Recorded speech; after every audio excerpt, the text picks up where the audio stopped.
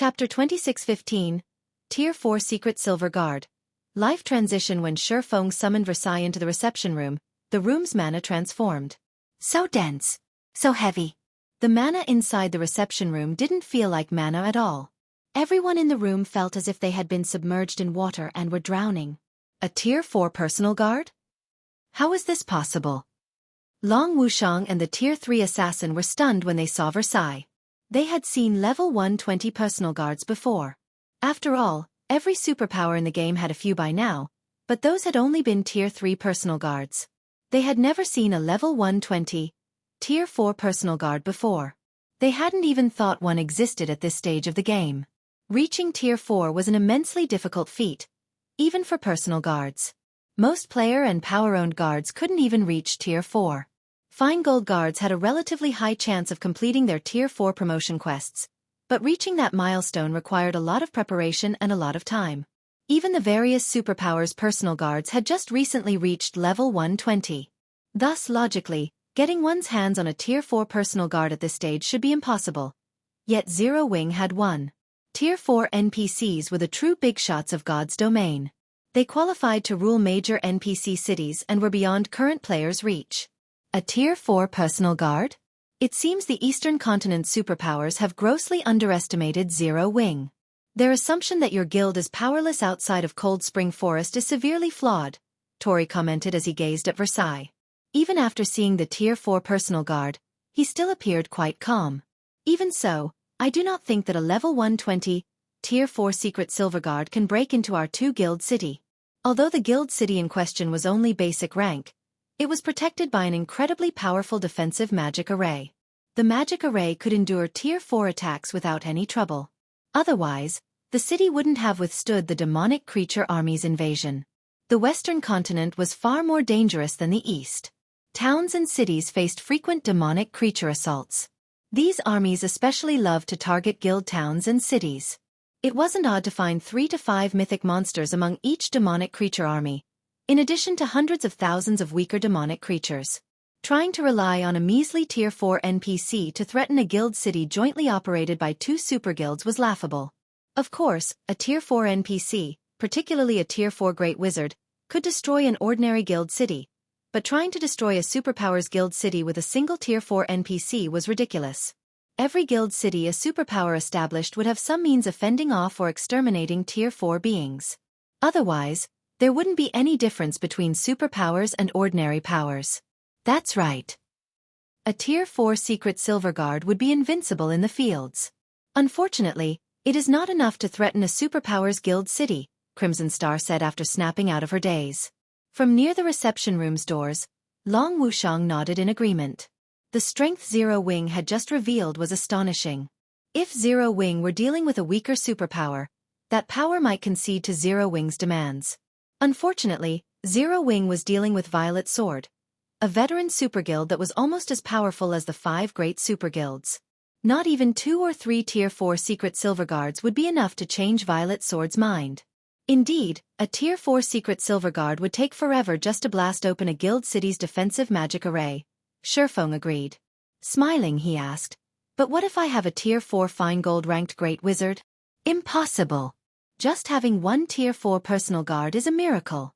How could you have another one? Crimson Star instinctively opposed Xueqi's calm question. A Tier 4 secret silver guard wasn't strong enough to break a guild city's defensive magic array. But it would be a different story for a Tier 4 fine gold guard. Generally, fine gold guards possessed taboo skills and curses that allowed them to exhibit power beyond their tier. With the power of a Tier 4 taboo skill or curse, even shattering a city's defensive barrier with a single hit would be possible. However, rising from Tier 3 to Tier 4 was a major feat for personal guards. Even personal guards with extremely high growth potential would need to prepare extensively before challenging their Tier 4 promotion quest. Moreover, they still had a high chance of failing, and sending a large number of personal guards to challenge their Tier 4 promotion quest with the hope that some would succeed wasn't feasible for current guilds. When a Tier 3 personal guard wished to challenge their Tier 4 promotion quest, they needed a large number of magic cores, and not just any would do. These magic cores had to come from level 100 plus mythic monsters. Unfortunately, level 100 plus mythic monsters didn't even have a 5% drop rate for magic cores, and only demonic creatures would drop them at all. As a result, even the various super guilds could, at most, afford to send one personal guard to challenge their Tier 4 promotion quest. Even if Zero Wing hunted monsters with a Tier 3 night division, there were only so many mythic-ranked demonic creatures in Cold Spring Forest. The fact that Zero Wing had nurtured a single Tier 4 personal guard was a miracle, but having two was simply impossible.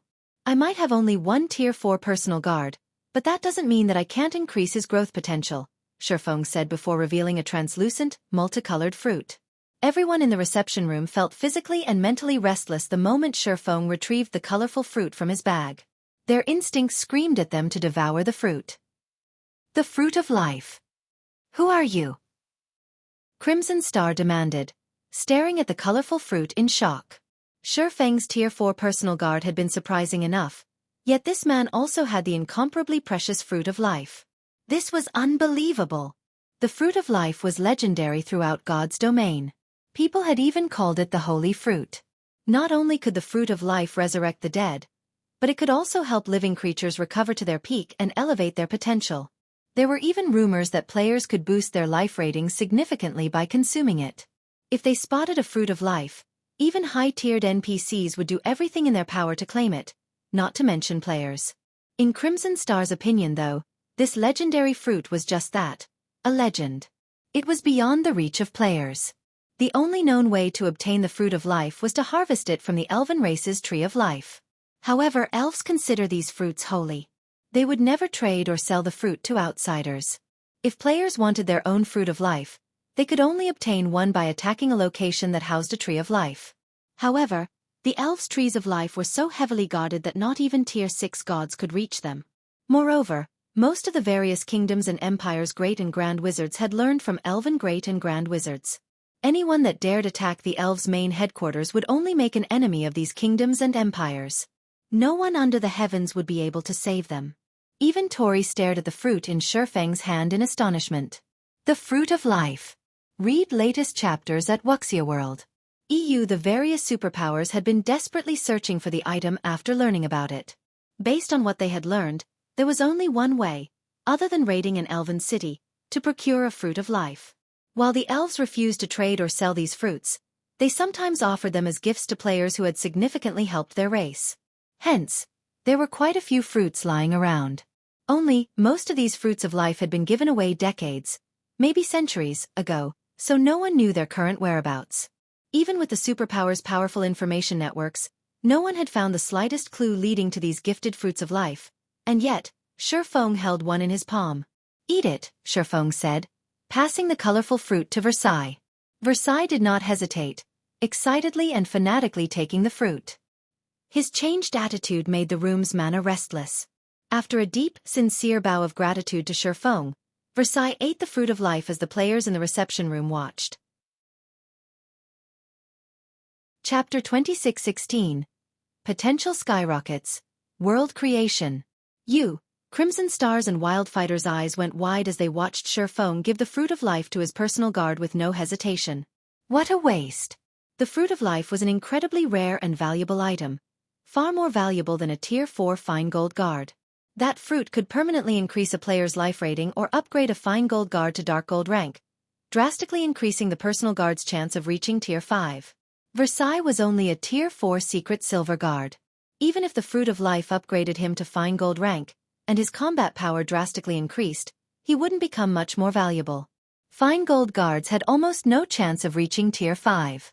Meanwhile, players could challenge their Tier 4 promotion quest once they reached level 120, which would significantly decrease a Tier 4 personal guard's value. Using the fruit of life to help a player or personal guard reach Tier 5 would be far more beneficial than using it to boost a Tier 4 NPC's combat power. Not many in God's domain would reach Tier 5. That much was clear after seeing how few players completed their Tier 3 promotion quests. While Crimson Star and Wildfighter mourned the fact that Xueqi had wasted the fruit, a visible layer of life energy formed around Versailles. Initially, the Tier 4 Great Wizard had been old and decrepit. His aura had been frightening, but it hadn't been able to hide his fading life aura. Now, however, Versailles regained his youthful vigor at a visible rate. Not only was his life aura growing stronger, but he also began to appear younger. After 5 seconds, Versailles had gone from looking like someone in his 70s to someone in his 50s. As soon as the process ended, the mana density in the room skyrocketed. Space started to isolate the room from the outside world, with Versailles as its commander. World creation? How is this possible? Crimson Star's jaw dropped. Instructor Tori could only stare at the Tier 4 personal guard, dumbfounded. Once God's Domain's NPCs reached Tier 4, they almost always gained a personal domain. These domains were the reason that Tier 4 NPCs were so powerful. The domains NPCs gained weren't a result of a skill or spell, but naturally formed. They also weren't limited like domain skills. Not only could Tier 4 NPCs easily suppress their enemies with their natural domains, but they could also elevate their own combat power. These domains were also the reason that Tier 4 NPCs could effortlessly take on a large group of Tier 3 NPCs of the same level. If players tried to challenge a Tier 4 NPC without a Tier 4 combatant, it wouldn't matter how many Tier 3 players they had, they'd all die. This was also why Tier 4 NPCs qualified to serve as magistrates in major NPC cities, while Tier 3 NPCs did not. If players tried to attack a major NPC city without strong enough fighters, they'd accomplish nothing, regardless of how many combatants they had. NPCs weren't like monsters. Tier 4 monsters were only powerful due to their basic attributes, while players relied on skills, spells, and numbers to make up the attribute differences. Even Tier 2 players could defeat Tier 4 monsters with a large enough team. NPCs, however, had an overwhelming advantage with their mana control. A Tier 4 NPC could use their mana to suppress every enemy within range. If players couldn't break free from the mana's bindings, they wouldn't even be able to put up a fight. However, Versailles had gone past obtaining a natural domain, now able to use world creation. Versailles had mastered his mana control before, but now, he ruled over it. With his will alone, he could manipulate mana, bending it to his rules as if creating a new world around himself. Normally, however, only Tier 5 NPCs could command world creation. Even Xueqi was astonished. He had never realized how amazing Versailles was. While the Fruit of Life could increase an NPC's growth potential, it wouldn't immediately alter the NPC's basic attributes or combat standards unless the NPC had some lingering injuries that weakened them. Any Tier 4 NPC with world creation was a true big shot, only one step away from reaching Tier 5. They were far stronger than ordinary Tier 4 NPCs. The difference between a Tier 4 NPC with world creation and one without was like the difference between a Tier 3 player with a fully unlocked mana body and a player that had yet to accomplish the feat. There was at least half a tier between the two. Elated, Xueqi immediately inspected Versailles' statistics. Versailles, Yifeng's personal guard, gender, male age, 76 loyalty, 93 growth potential, 90 level 120 class. Tier 4 Great Wizard crap. His growth potential is just 1 point away from the Dark Gold rank. When Xueqi saw Versailles' growth potential, realization dawned on him. Now, Xueqi was absolutely certain that Versailles' original growth potential hadn't been secret silver rank, but fine gold rank.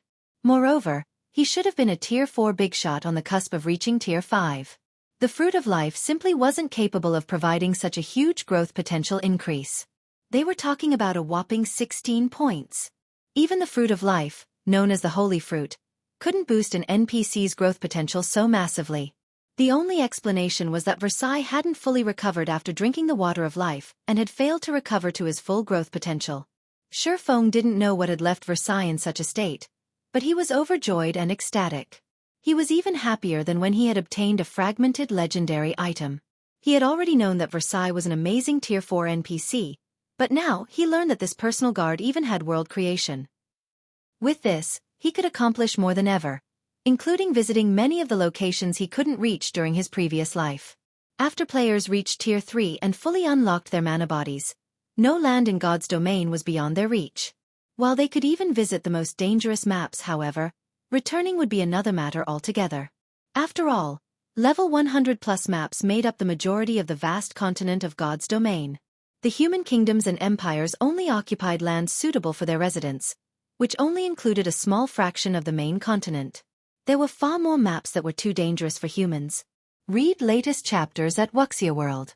EU Tier 3 players were still limited to relatively safe locations. They'd only be attempting suicide if they tried to explore the truly dangerous areas on the continent. They might even have an encounter that would force them to restart their account. Now that Xueqi had a Tier 4 world creation NPC by his side, however, he could visit the game's truly lethal maps. These dangerous locations generally served as the venues for Tier 4 promotion quests, and contained many ancient inheritances. When the various superpowers experts had reached Tier 4 and beyond in the past, they had spent much of their time in these areas, rarely returning. They could only continue to grow stronger by exploring these maps. Realizing how much time he had spent gazing at his personal guard stats, Xueqi quickly suppressed his excitement and returned his attention to Tori and his two companions. May I know if Zero Wing now qualifies to negotiate a partnership with your guild? Xueqi asked Tori. Chapter 26:17. Secret of the Ancient Secret Land. Even after a long moment, Tori and his comrades couldn't find a proper response to Xueqi's question. Xueqi was simply too ruthless. To ensure that he'd be able to enter the Ancient Secret Land, Xueqi had wasted a fruit of life to upgrade his personal guard to fine gold rank. Not even they would dare behave so lavishly. However, they had to admit that this swordsman was extremely fortunate to upgrade his personal guard to a Tier 4 world creation NPC.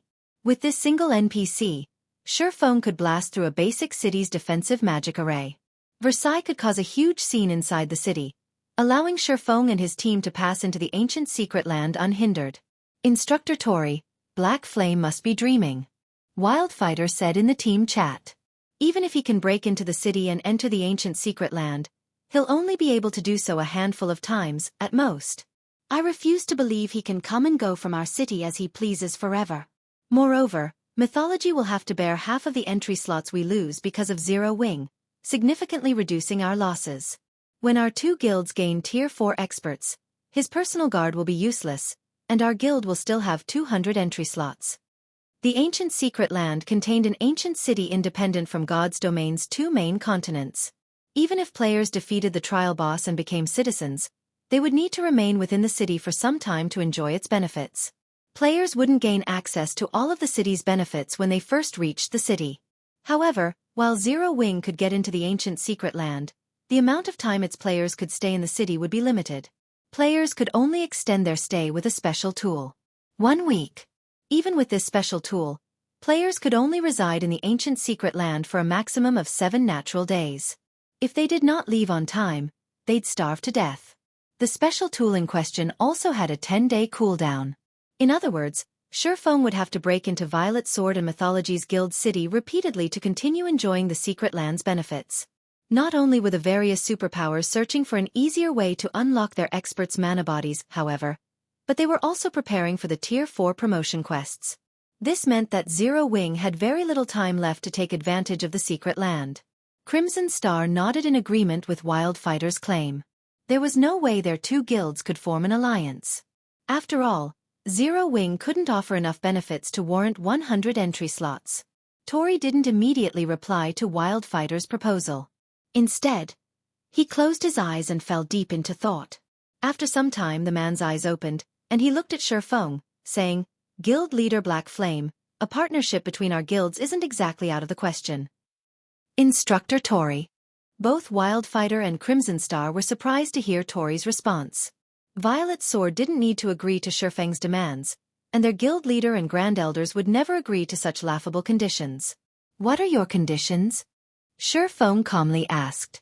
Xueqi admitted that he had demanded quite a bit, but he had no choice. This was all for the sake of helping Zero Wing's members reach Tier 4.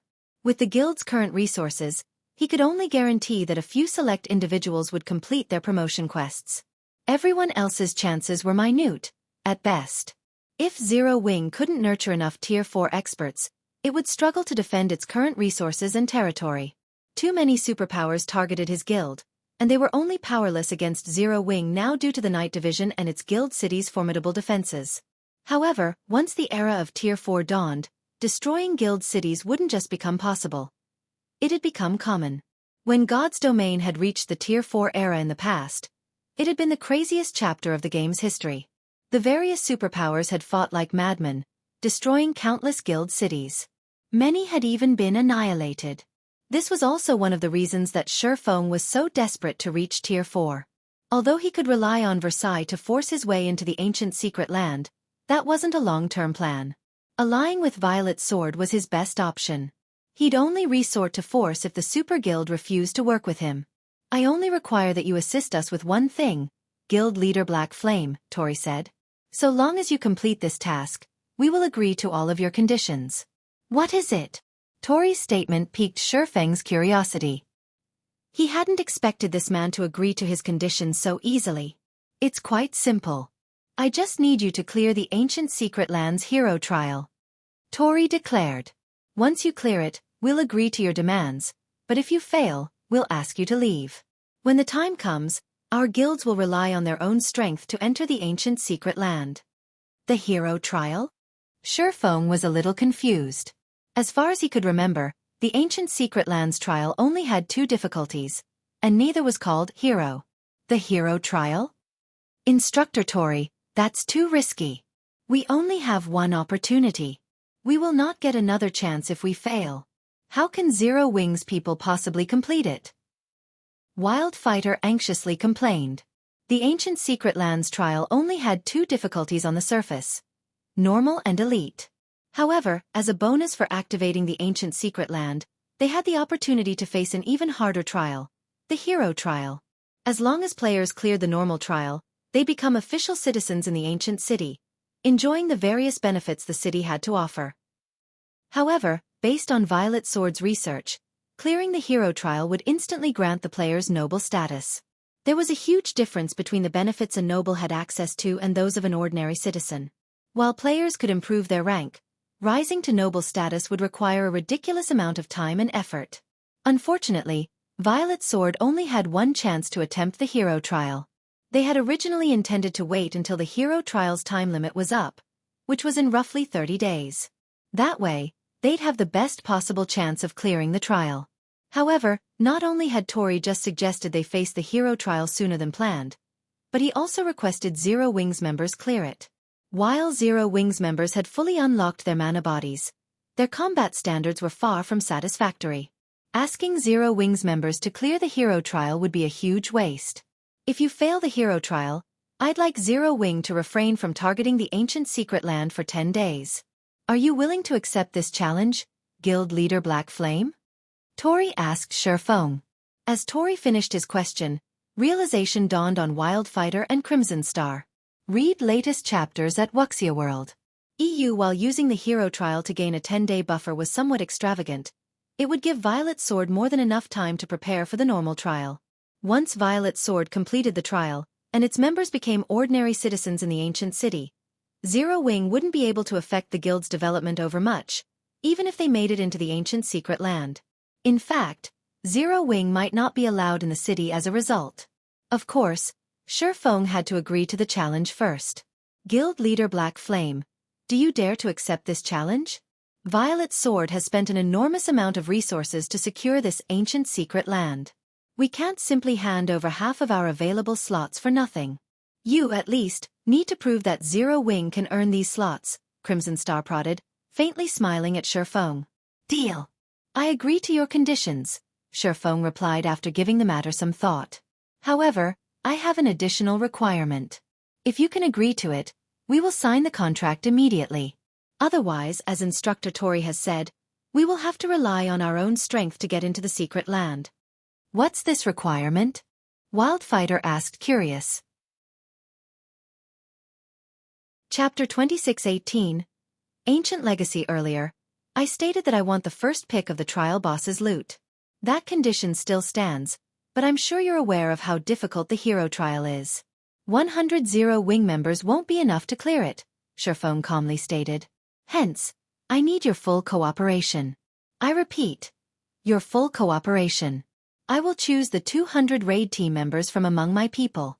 Of course, you can send a few dozen players, as well.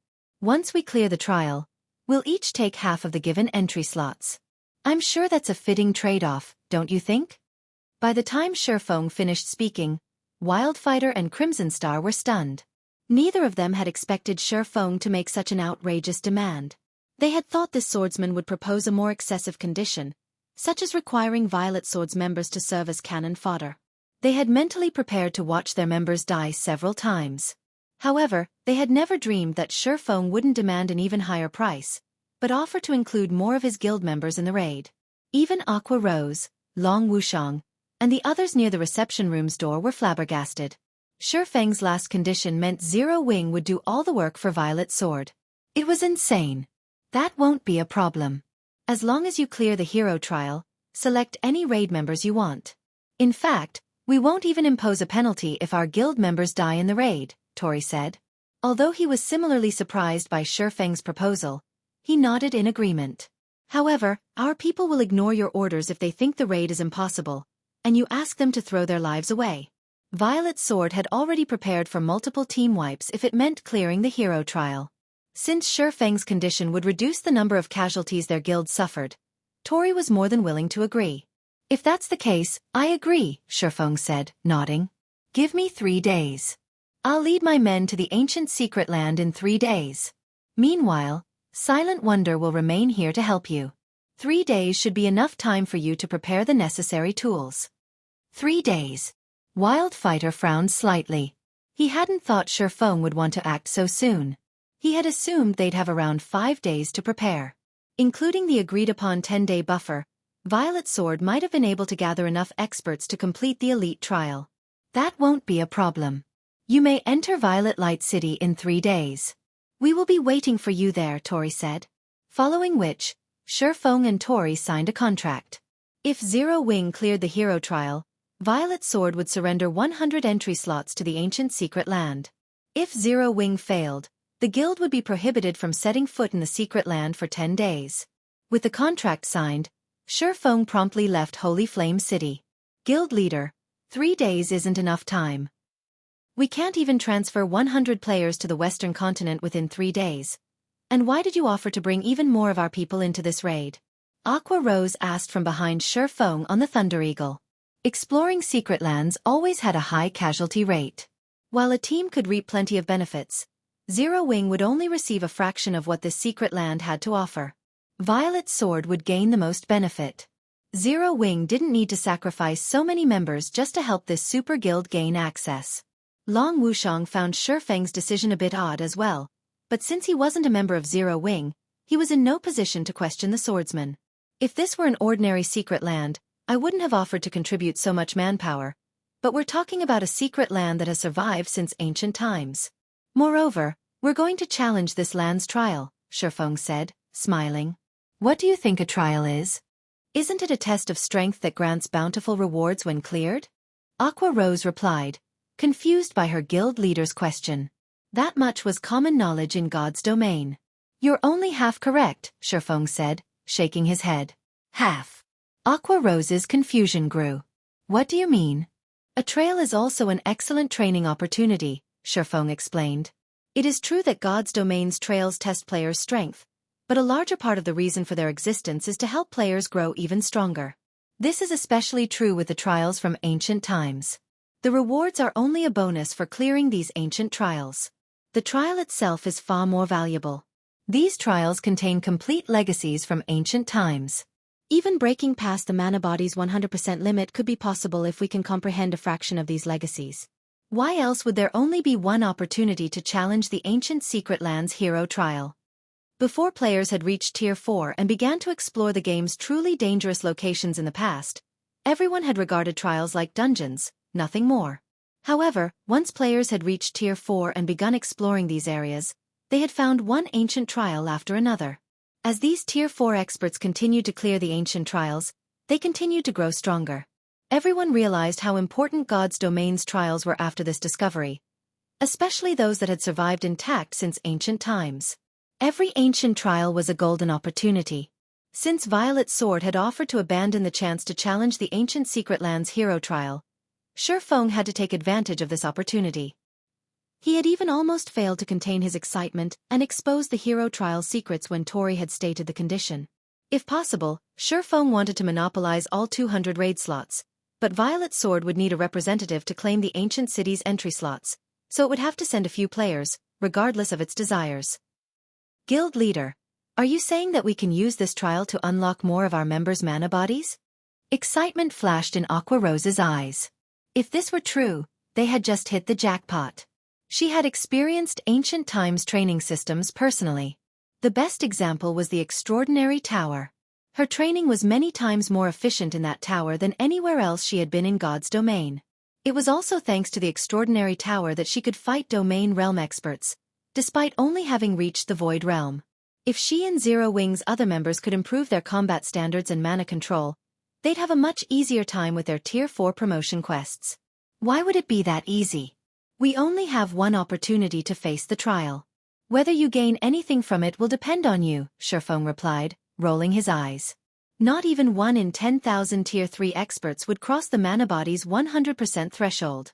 How could all of Zero Wing's members make a breakthrough after facing a single trial? Read latest chapters at Wuxia World. This was just like with the Extraordinary Tower. Despite the tower's exceptional training mechanisms regarding the realms of truth, many Zero Wing core members had yet to reach the Truth Realm.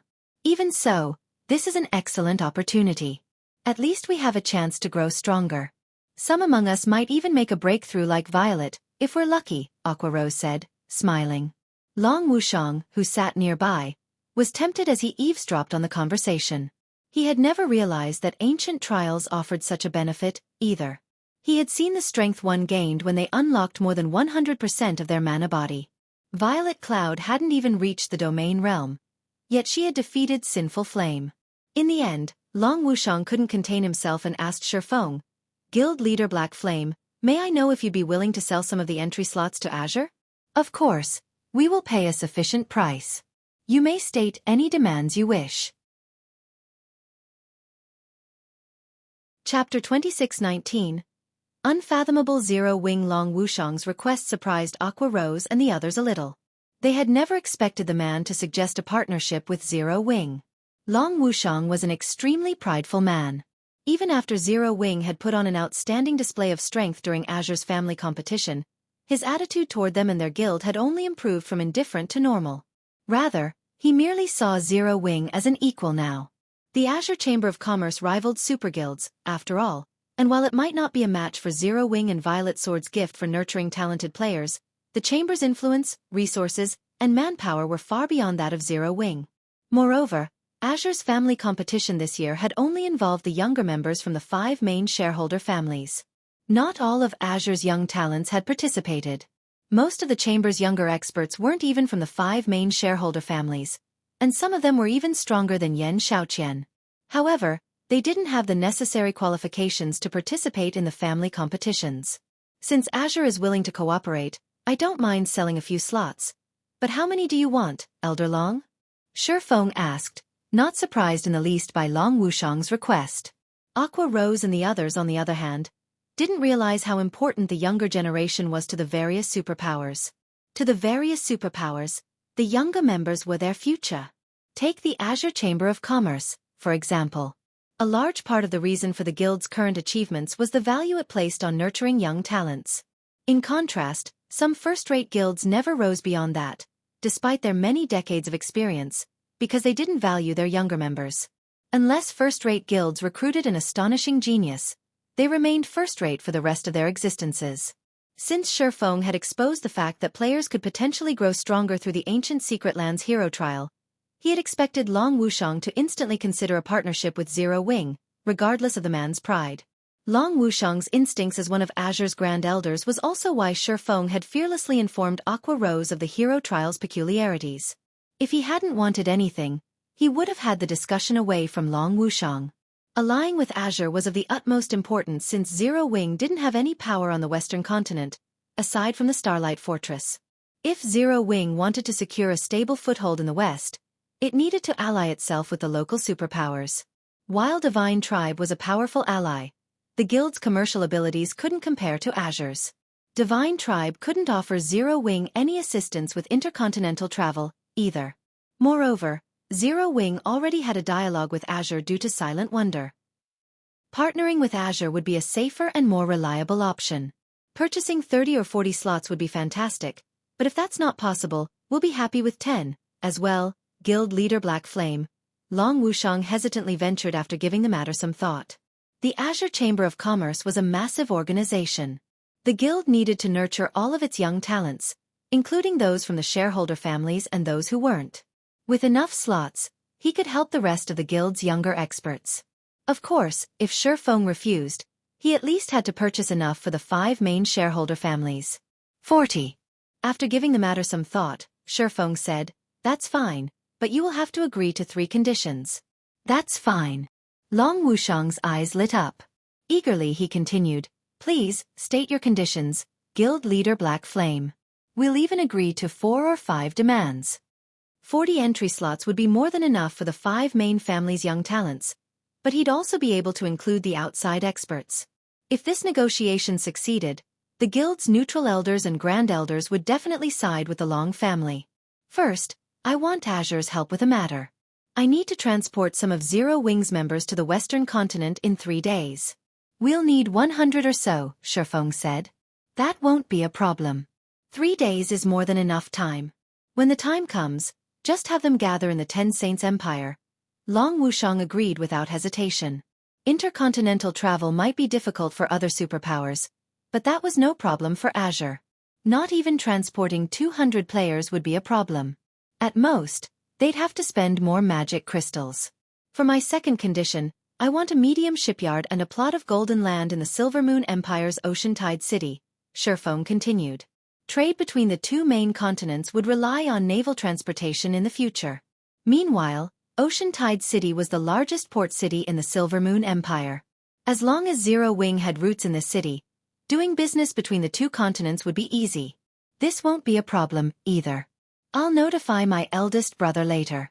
You can start conducting business there as soon as the handover procedures are complete," Long Wushang said, not at all surprised by Shifeng's second condition.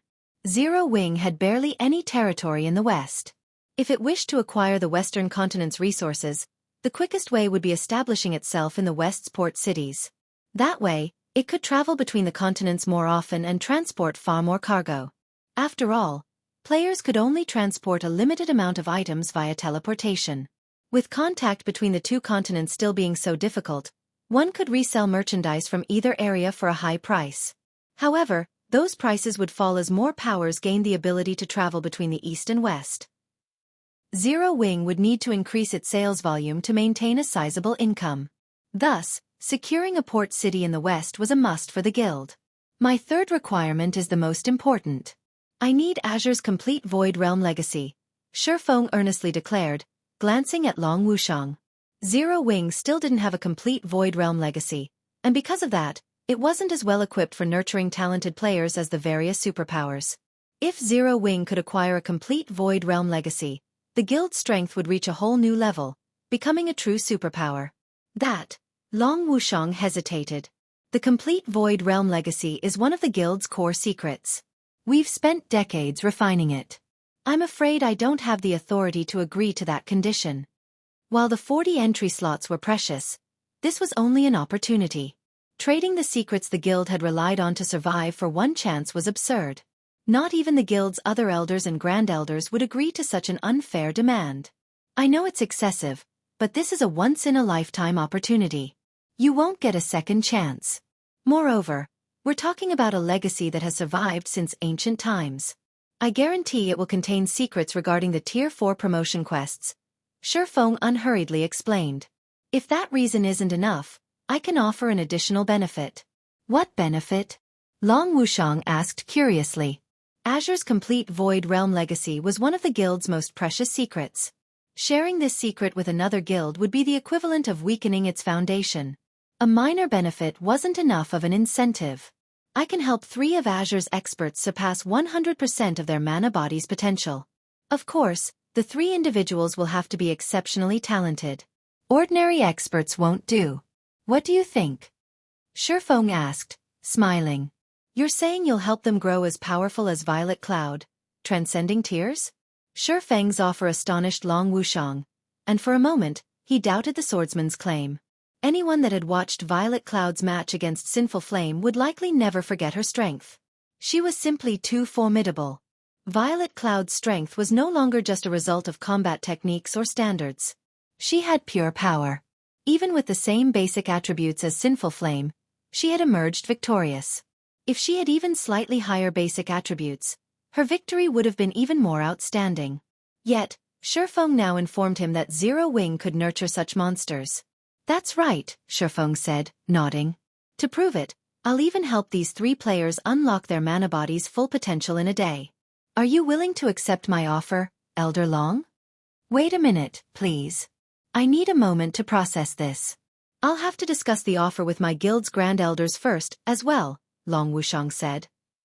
He could have viewed Shifeng's offer as nonsense, but now, he couldn't afford to brush it read latest chapters at Wuxia World. If Azure could really have 3 young monsters like Violet Cloud, it wouldn't have to worry about its future. That won't be a problem, Shifeng said. Take your time, but I will need an answer within 2 days. Please, wait a moment, Guild Leader Black Flame. I will contact my 3rd brother now and push the Grand Elders to make a decision as soon as possible, Long Wushang said, nodding. He then contacted Long Xianglong and appraised him of the situation.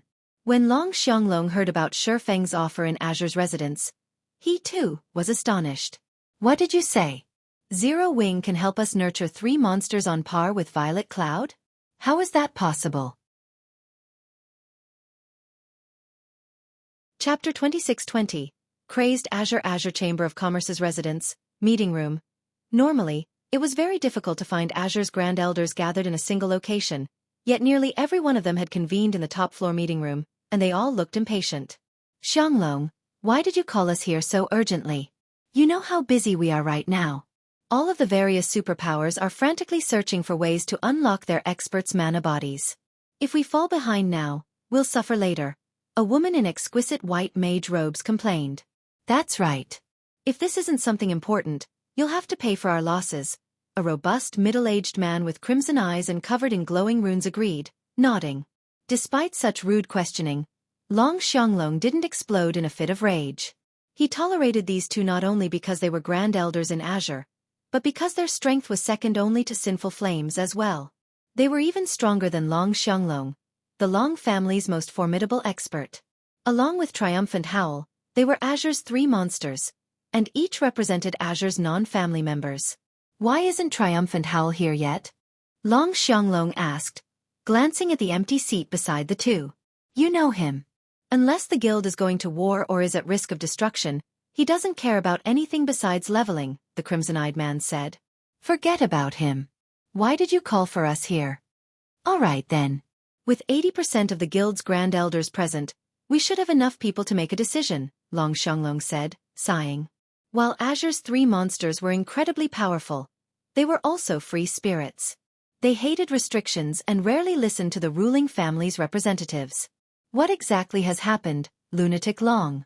You actually used a Grand Elder mobilization order. Has something gone wrong with Violet Sword over Silent Wonder? Duan Hanshan demanded, smirking at Long Xianglong. Duan Hanshan had already learned about Shifeng taking Silent Wonder to Violet Sword's residence the moment Azure's family competition had ended in hopes of settling the dispute between the Long family and the Super Guild. However, he doubted the issue would be so easily resolved. The Zeus Corporation's reputation was at stake, and if the Long family refused to cooperate, it would set a bad example for the other powers under the corporation's command. Even if Silent Wonder were of little significance to the Zeus Corporation's plans, it wouldn't let the matter rest so easily. Meanwhile, Zero Wing didn't have enough power in the West to convince Violet Sword to budge. If the negotiation didn't go well, Violet Sword might even move against the Long family and Zero Wing directly. I'm afraid I'll have to disappoint you, Old Ice Demon. The matter regarding Wonder has already been dealt with, Long Xianglong shot back. As a matter of fact, I've gathered you all here today to discuss good news. This matter might even affect Azure's future. Something that can actually influence Azure's development? Long Wushang left with Zero Wing to visit Violet Sword. Have we secured a partnership with the Super Guild over the ancient secret land? The white-clad woman asked, a hint of anticipation flashing in her eyes.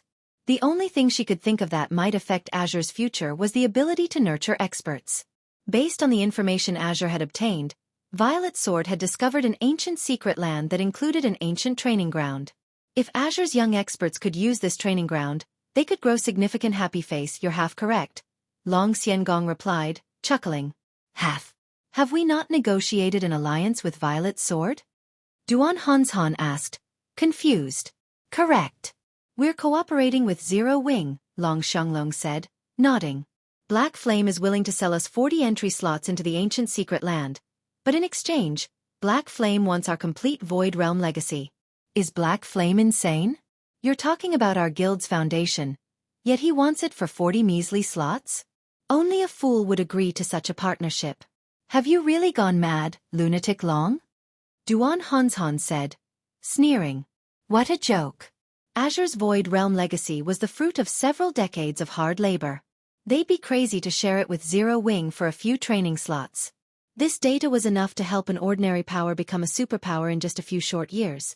In fact, a large part of the reason most guilds didn't become superpowers was that they lacked effective training methods. However, as long as a guild had enough time, money, and this data, it could easily grow into a superpower. This was why the various super first-rate and super guilds rarely sold their research into the realms of refinement. Xianglong, if you've called us here to tell us this, I think it's time the Long family found a new representative, the crimson-eyed man coldly criticized. Everyone in the room gave Long Xianglong frosty looks. The Azure Chamber of Commerce did not belong to one family. It was the result of the 5 main shareholder families and a large number of non-family grand elders' exhausting work. It was unacceptable for any one member to sell the guild's secrets. I know, Long Xianglong said, not surprised by everyone's attitude in the least. He simply smiled back at them and continued. What I'm going to say next is the important part. What could possibly be so important that you felt the need to waste our time? Don't tell me Zero Wing can nurture a group of monsters? The white-clad woman said disdainfully. You've hit the nail right on the head, Belle, Long Xianglong replied, nodding at the white-clad woman named Butterfly Belle. Black Flame has promised that he can help us nurture 3 monsters that can unlock more than 100% of their mana body's potential. He's even promised that he'll help the 3 selected players reach 100% within a day. Cross the 100% threshold? Isn't that what the little girl from Zero Wing accomplished? Duan Hanzhan exclaimed. Everyone that had watched the family competition had learned of how frightening Violet Cloud's combat power was. Not even a legendary expert like Sinful Flame had been her match. She was inhuman. Most ordinary powers thought unlocking 100% of the mana body could be accomplished given time. But anyone that had tried knew that the closer they got to 100%, the better their mana body performed. Unlocking 100% of one's mana body should be the maximum. However, Violet Cloud, who had broken past 100%, was definitely an extremely talented genius, and anyone that tried to replicate the feat would only be met with failure. Yet, Zero Wing declared that it could nurture inhuman experts like Violet Cloud? Read latest chapters at Wuxia World. I heard the girl talk about it before. It seems she's not unique in Zero Wing. She even mentioned stronger members of the guild. Sinful Flame suddenly spoke up. Based on her expression at the time, I doubt she was lying. Zero Wing should have more monsters that have crossed the 100% threshold. Everyone fell silent after listening to Sinful Flame's interruption. These elders and grand elders were already impressed that Zero Wing had nurtured a monster like Violet Cloud, but she had to be an exception. That fact would be, more or less, acceptable, but they had just been told that Zero Wing had more monsters like the girl. How could they possibly believe this? Regardless of how unbelievable it was, however, Sinful Flame was a reliable source. This is why I've gathered you all here. What is everyone's opinion of this? Do we accept the offer or not? Long Xianglong asked after sweeping his gaze across the crowded reception room.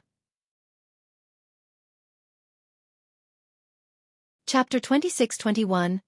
3 slots. Everyone in the meeting room remained silent, a fanatic light flashing in their eyes after listening to Long Xianglong's declaration.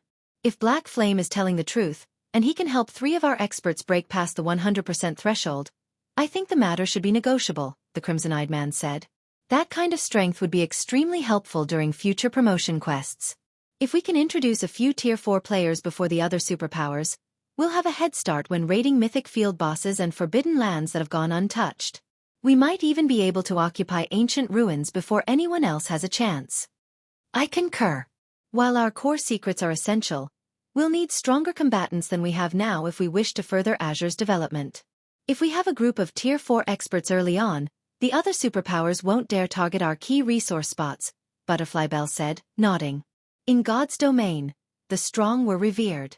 A strong individual might not benefit a guild when it came to resources, but they were a powerful deterrent for potential enemies, especially if those players were Tier 4 powerhouses. At this stage of the game, no one would dare think of attacking a guild city if it housed a Tier 4 powerhouse. Numbers wouldn't be nearly enough to bridge the gap between a Tier 3 expert strength and that of a Tier 4 player. With 3 Tier 4 experts, specifically experts with extraordinary combat power for their level and tier, Azure would have an effective deterrent. Even without Violet's sword, Azure could safeguard its current resource areas. The chamber might even be able to secure more. On the other hand, keeping a tight hold on the guild's Void Realm legacy would only ensure that Azure's foundations remained steady. It wouldn't help the guild grow. Upon hearing the Crimson-Eyed Man's and Butterfly Bell's words, the independent Grand Elders promptly nodded in agreement. One couldn't make an omelette without breaking eggs. Now that their potential gains were clearly greater than their potential losses, they had no reason to refuse Zero Wing's offer. I have no arguments against accepting Black Flame's offer, but how do we choose which 3 members to send? Duan Hanshan asked Long Xianglong. Interested to hear his answer, the Grand Elders turned toward the Long family's representative. Long Xianglong had summoned them here to discuss this topic, and Silent Wonder was a member of Zero Wing. The Long family was in the best position to negotiate this deal. These 3 training slots were incredibly valuable. If these 3 players broke past their mana body's 100% threshold, they'd rise to the apex of God's domain, even if they were merely Void Realm experts. Whatever faction these experts belonged to would gain quite a bit more authority within the Azure Chamber of Commerce. In fact, the slots distribution might cause a massive authoritarian shift in the guild. I realize what you're all thinking, Long Xianglong said, chuckling as everyone gave him serious looks. Rest assured, the Long family won't try to claim one of the slots for an unworthy candidate. Black Flame has already informed us that no random player will do. The 3 selected individuals must have incredible potential to make a breakthrough. As usual, the 5 families will have priority in selecting 2 players, and if one of their selections isn't a match for the Independence Reserve member, that player will take their place. What does everyone think? Taking the initiative, Butterfly Bell said, in that case, I nominate Boss Flame. We all know his strength and potential. I'm sure everyone can imagine how helpful he'd be to the guild if Boss Flame grows even stronger. As for the younger generation, Solitary Frost is unmatched, and we don't have anyone who can surpass Silkmoon's talent. What are your thoughts? The independent Grand Elders silently nodded their agreement to the suggestion. Normally, such opportunities were reserved for the younger generation, but Sinful Flame was Azure's strongest expert. If he could increase his strength, not only would he become a better deterrent for Azure, but he could also solidify the independent Grand Elder's authority. They didn't mind giving up a training slot for this. Duan Hanshan said nothing to oppose the idea. Rather, he was strongly in favor of the suggestion. Earlier, he had worried that the Long family would unfairly try to claim one of the 3 slots. That would leave Solitary Frost competing for the remaining slot reserved for the 5 families. While the young player had almost no chance of losing, nobody could say for certain that the independent faction of the guild didn't have something hidden up their sleeves. Now that Solitary Frost had been selected for one of the 3 slots, however, he had no issues with the arrangement. I'm afraid Silkmoon won't do. We still haven't been able to reach her, Long Xianglong said, shaking his head. Although Black Flame has given us a 2-day time limit, we should make our decision as soon as possible, just in case. I suggest we give the 3rd slot to Yen Xiaoqian. She's almost as talented as Silkmoon. What does everyone think? Everyone in the room stared at Long Xianglong, astonished. Even Duan Hanshan's jaw almost dropped. These training slots were invaluable, yet Long Xianglong wanted to give all 3 away. Moreover, he had just suggested the Duan family claim one. The Long family and Duan family had a ceaseless feud. Now, however, Long Xianglong had just suggested one of his rival's younger members take the 3rd slot. It was unbelievable. Inwardly, Long Xianglong could only smile bitterly as he watched shock and confusion sweep through the room.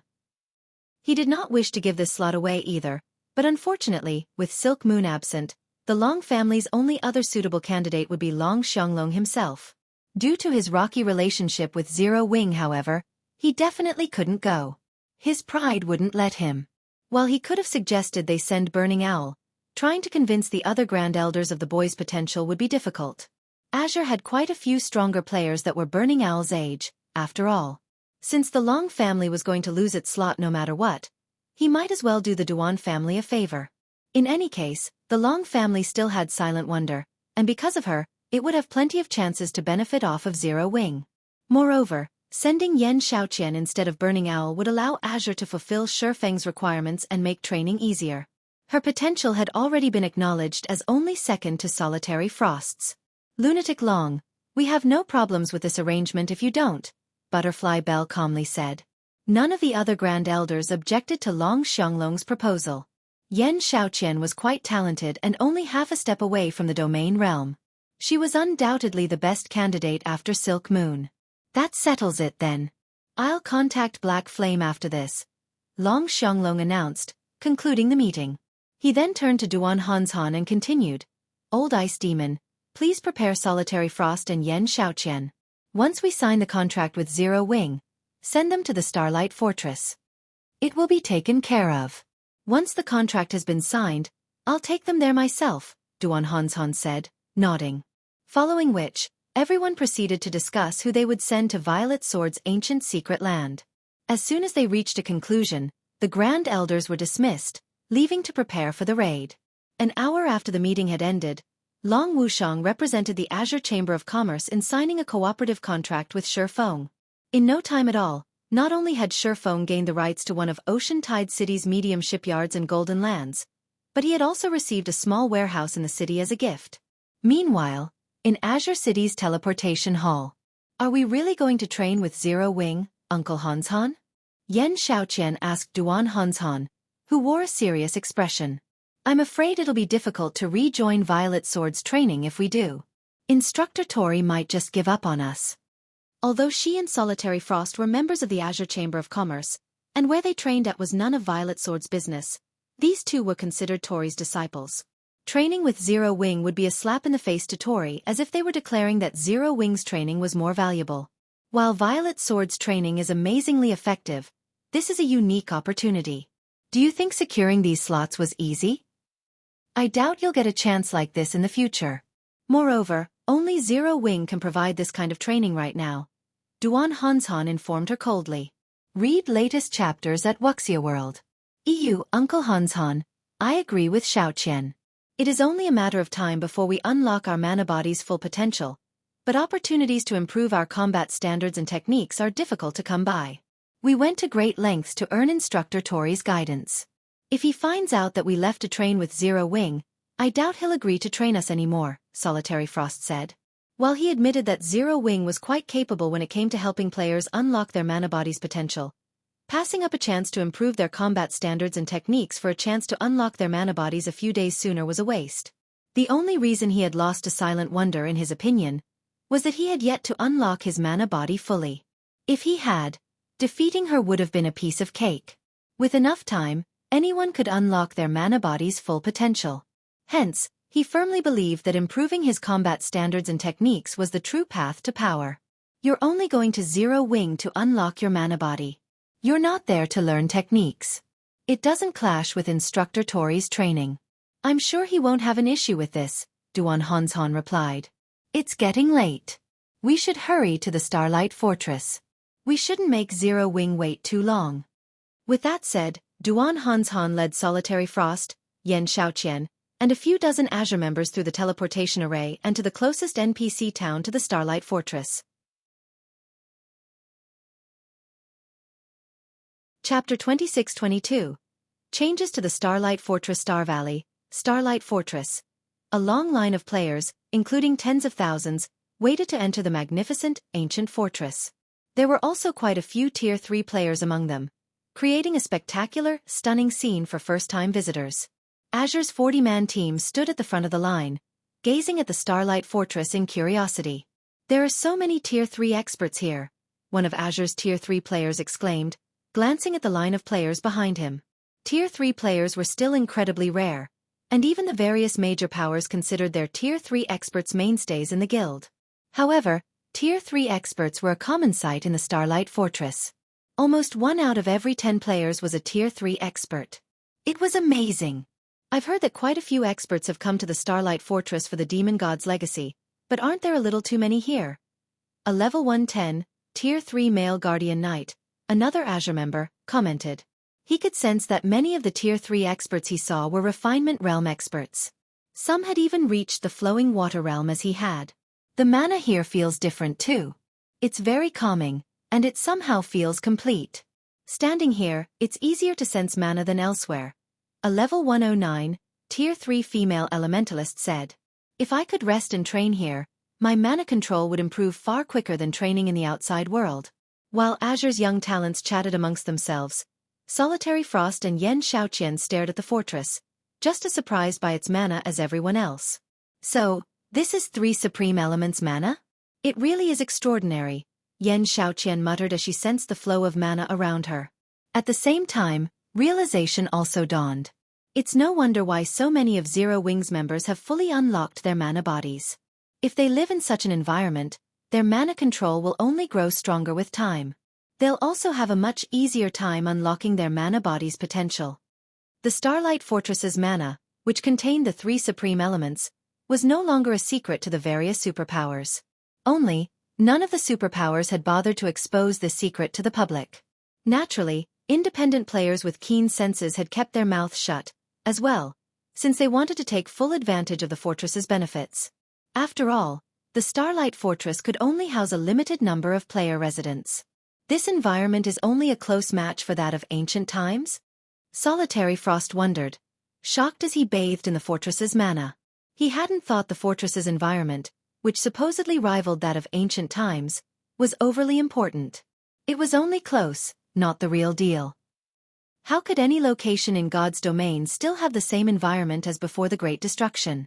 In his opinion, the past had only had so many more powerhouses than the present because of how many complete legacies had been available during ancient times. There was no way it could have been because of some ancient environment.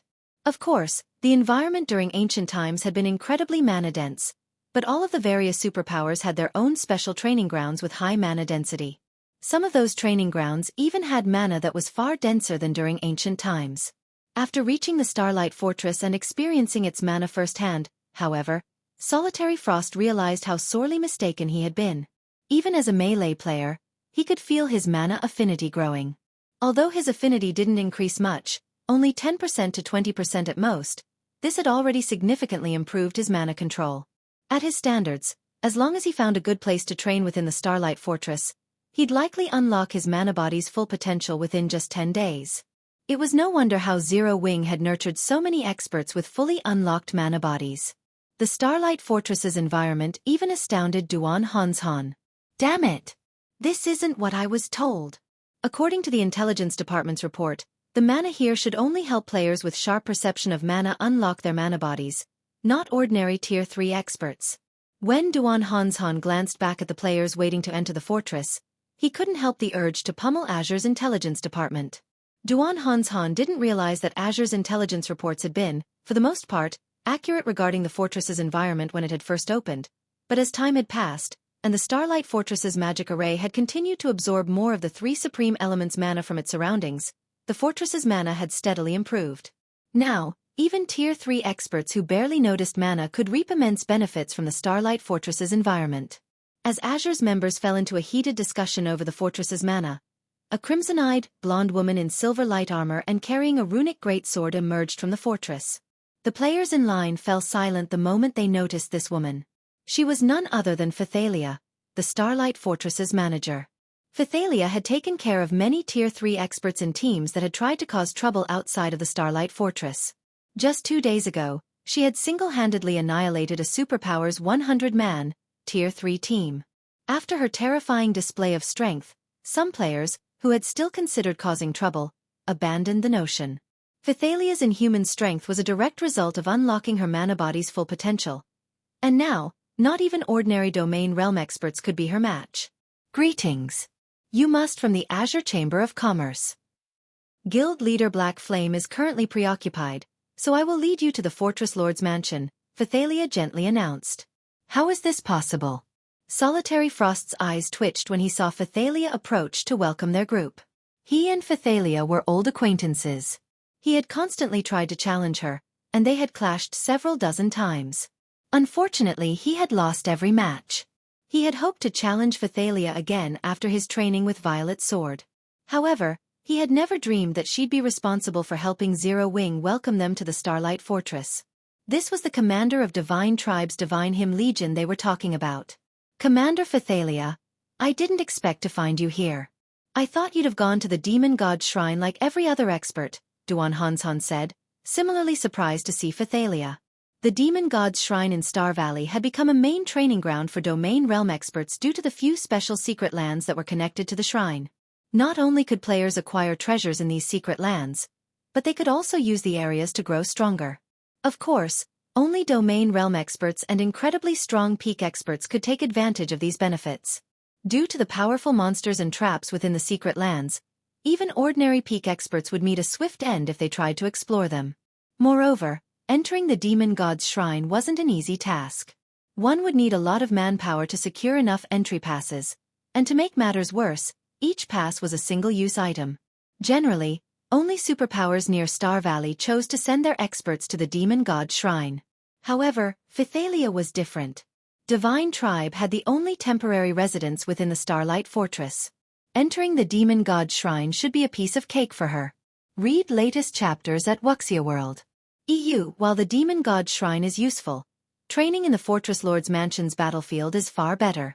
It's a pity that the battlefield can only accommodate a limited number of people, or I'd use it constantly, Phythalia said, a bitter smile forming as she shook her head. At the same time, she flashed Azure's members an envious look. Due to the recent partnership between Azure and Zero Wing, Xueqi had decided to allow these young talents to train in the Fortress Lord's Mansion's large battlefield for free for a few days. There's a better place than the demon god's shrine? The news astonished Solitary Frost. For experts of his and Phythalia's caliber, growing stronger by training was incredibly difficult. The fact that the demon god's shrine could help domain realm experts was amazing. If not for the problem of distance and manpower, Azure's domain realm experts would have long since made their way to the shrine. And yet, Phythalia insisted that training in the Starlight Fortress's Fortress Lord's Mana was even more effective than training in the demon god's shrine. How could he possibly believe such an outlandish claim? Let's pause our conversation for a moment. Our time is limited. We should head to the mansion immediately, Phythalia said, ignoring the confused looks Azure's members gave her and leading these players straight to the Fortress Lord's Mansion. Chapter 26-23. Zero Wing's True Foundation? Starlight Fortress, Fortress Lord's Mansion. As the heart of the Starlight Fortress, the mana within the Fortress Lord's Mansion had changed significantly. From the outside, it looked as if the mansion and its surroundings were encased in a layer of crystals, and the breathtaking sight attracted every passerby's attention. Amazing! The mana here is at least 50% denser than in the outside world. It's no wonder why you deem this to be an excellent training ground, Commander Phythalia. Duan Hanzhan praised as he marveled at the glittering castle before him. The Starlight Fortress's mana density had already been extraordinary. It had been so high that it had even rivaled, possibly surpassed, the various superpowers' special training grounds. However, the Fortress Lord's Mansion had even denser mana. One would be hard-pressed to find another location on the Western continent with such dense mana. If players could train in such rich, special mana, their efficiency would skyrocket. Even domain realm experts like Duan Hanzhan could likely benefit from an environment with such abundant mana. However, Phythalia merely chuckled in response. Without comment, she led Azure's group into the heavily guarded Fortress Lord's Mansion. When they stepped into the mansion grounds, Duan Hanzhan and his entourage from Azure were utterly stupefied. Aside from the multitude of Zero Wing's experts, over 50 personal guards stood guard around the courtyard.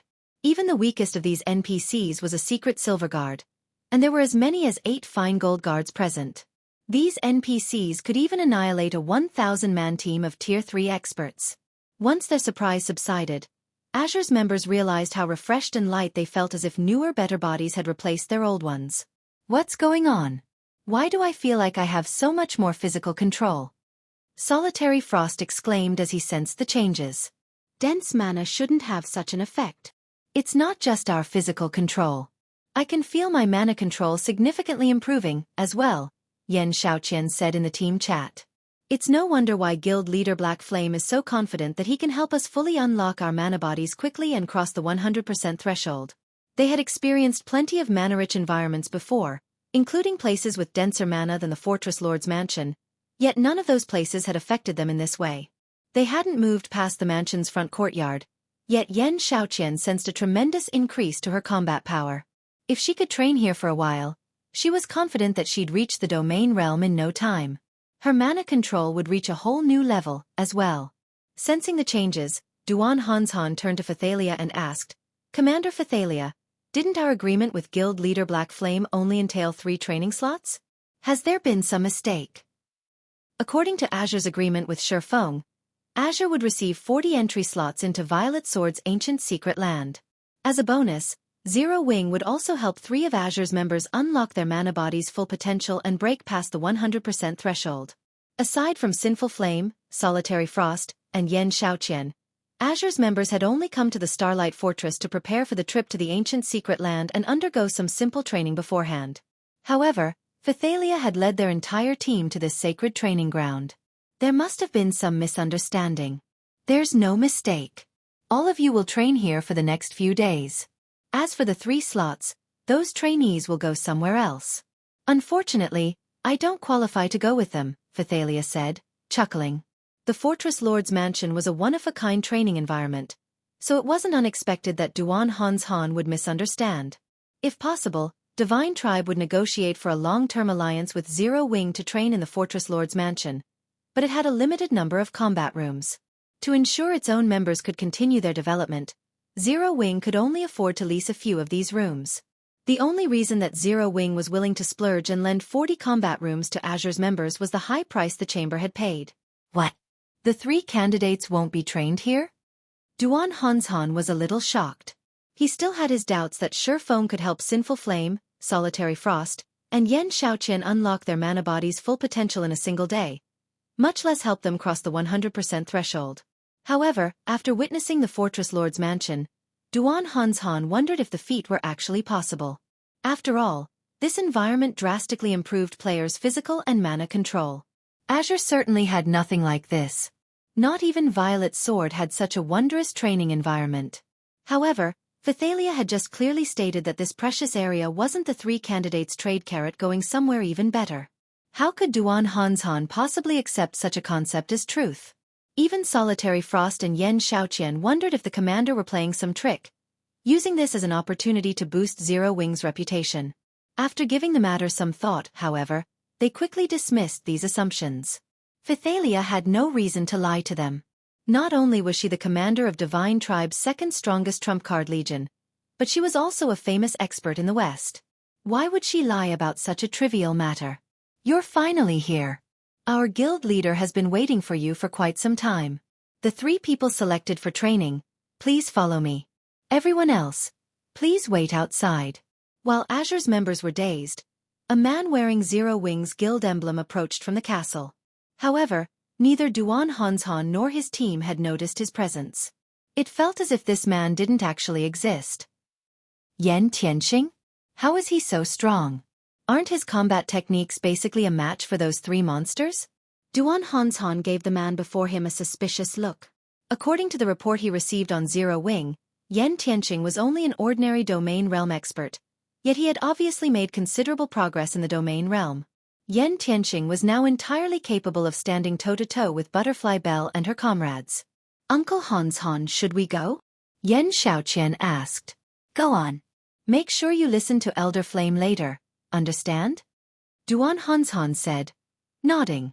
He had only seen Zero Wing as a guild with no foundation, relying entirely on its guild leader for its success. In fact, most superpowers assumed Zero Wing's overall combat power was only on par with ordinary superpowers. However, when it came to other aspects, such as nurturing talented players, Zero Wing couldn't even compare. The guild would need a miracle to become an ordinary superpower in the future. However, Duan Hanshan realized how wrong he and the various superpowers had been after entering Starlight Fortress's Fortress Lord's mansion. Understood. Yen Xiaoqian and Solitary Frost replied, standing at attention. Please lead the way. Sinful Flame turned to Yen Tianqing once Duan Hanshan had finished instructing the 2 youngsters. Read latest chapters at Wuxia World. Eub, follow me. Yen Tianqing responded with a nod. Yen Tianqing then led Sinful Flame's 3 into the mansion's lobby and to the legacy room, which was located in the heart of the mansion. 2 level 122, tier 3, fine gold guards stood before the legacy room. Not even Sinful Flame would dare make a rash move before these 2 personal guards. When the doors parted, Sinful Flame and the 2 young experts noticed a man standing in the legacy room.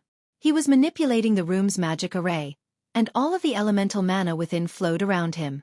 As the man continued his work, the mana around him grew astonishingly dense, eventually condensing into a white mist. Elemental control. Mana mist. How is this possible?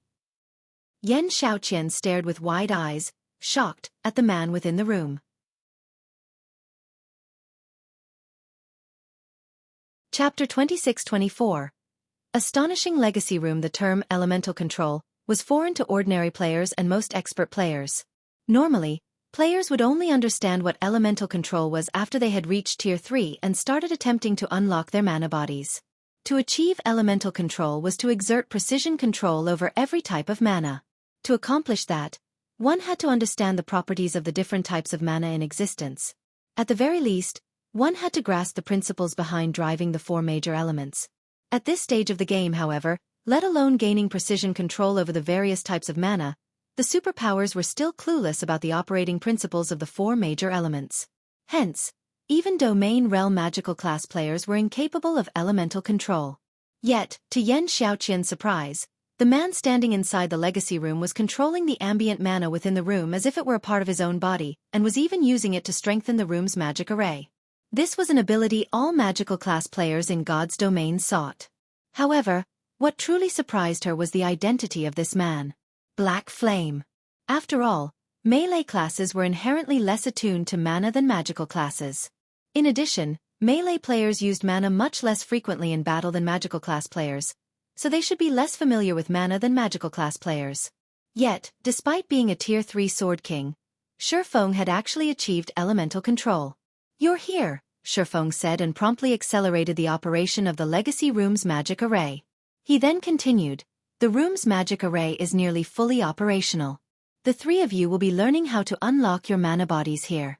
In a while, each of you will have 5 minutes to experience what it feels like to have a fully unlocked mana body. What you need to do during this time is memorize the feeling of how the mana inside your body flows. Afterward, you will have to think of ways to replicate this feeling. Remember, each of you has only one opportunity. Experience a fully unlocked mana body for 5 minutes?" Yen Xiaoqian was surprised at Xueqi's words. Although the experience lasted only 5 short minutes, if she knew what her fully unlocked mana body would feel like, she would have a much easier time unlocking it afterward. Moreover, she wouldn't have to worry about going astray and taking a long detour. She could simply head straight to her goal. So, this is the secret behind Zero Wing's strength? Solitary Frost similarly gazed at Xueqi in astonishment. Currently, the various superpowers of God's domain were already struggling to find a location that could help players improve their mana control. Zero Wing, however, could allow players to experience how it felt to have a fully unlocked mana body for 5 minutes. The guild was standing on a completely different playing field from the various superpowers. It's no wonder Zero Wing has so many experts with fully unlocked mana bodies.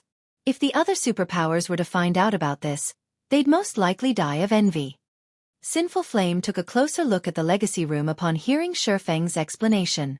While players could fully unlock their mana bodies given enough time, the sooner a player did so, the sooner they could venture into locations that remained forbidden to ordinary Tier 3 players and obtain opportunities there. They would also have more time for other things. After all, exploring the mana body took up a lot of time and energy. Hence, shortening this exploratory period was also something the various superpowers were currently working on. After fully activating the legacy room's magic array, Xueqi turned his gaze to Sinful Flame and the others and asked, "All right, who's first?" "I'll go first. Solitary Frost and Yen Xiaoqian will enter after me," Sinful Flame said. Both Solitary Frost and Yen Xiaoqian nodded in agreement, neither of them dissatisfied by Sinful Flame's decision, as they understood that the first person to experience the legacy room would benefit the least.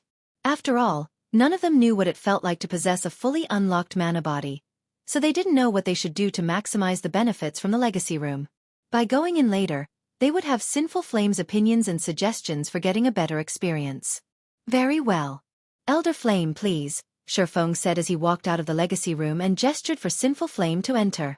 Once Sinful Flame entered the legacy room, its doors promptly shut. Silence then fell over the antechamber. Solitary Frost and Yen Xiaoqian could not help growing nervous and curious as they eyed the closed doors. Even now, They remained dubious of being able to fully unlock their mana bodies within a day. After all, the further one unlocked one's mana body, the more difficult additional progress became. This wasn't a feat that could be accomplished just by briefly experiencing having a fully unlocked mana body. Trial and error required a lot of time. Meanwhile, as Solitary Frost and Yen Xiaoqian were entertaining such thoughts, 5 minutes flew by. In the next moment, the doors to the legacy room slowly opened, and dense mana poured out the doorway. Both Solitary Frost and Yen Xiaoqian were stunned when they saw Sinful Flame walk out. They could tell that the dense mana coming from the room actually belonged to Sinful Flame. Moreover, the aura Sinful Flame radiated was suffocatingly strong. Elder Flame, did you fully unlock your mana body? Yen Xiaoqian exclaimed in disbelief. She knew that previously, Sinful Flame had unlocked his mana body's potential to only a little over 80%, so reaching 100% should still take him quite some time. Now, just 5 minutes after entering the legacy room, he had already fully unlocked his mana body. How could she believe this? At this moment, let alone Yen Xiaoqian, even Xueqi was surprised by this situation. Originally, he had intended to use the remaining 3 slots to the legacy room on Zero Wings experts that had good potential. However, in order to obtain Azure's trust and its Void Realm legacy, he had no choice but to give them to Azure. Even so, Azure's 3 candidates should still emerge from the legacy room a little way off from fully unlocking their mana bodies. After all, unlike Fire Dance and the others, Sinful Flame's 3 did not get to experience the trial inside the legacy gate and gain a significant amount of knowledge relating to the mana body. Hence, Xueqi had been prepared to give them 3 of the ancient potions he had obtained from Poison City. Coupled with the effects of the Fortress Lord's Mansion's combat rooms, those should make it possible for Azure's 3 candidates to fully unlock their mana bodies within 1 day. Xueqi never thought that Sinful Flame's talent would be this high. Sinful Flame had actually succeeded in fully unlocking his mana body after just 1 trip into the legacy room.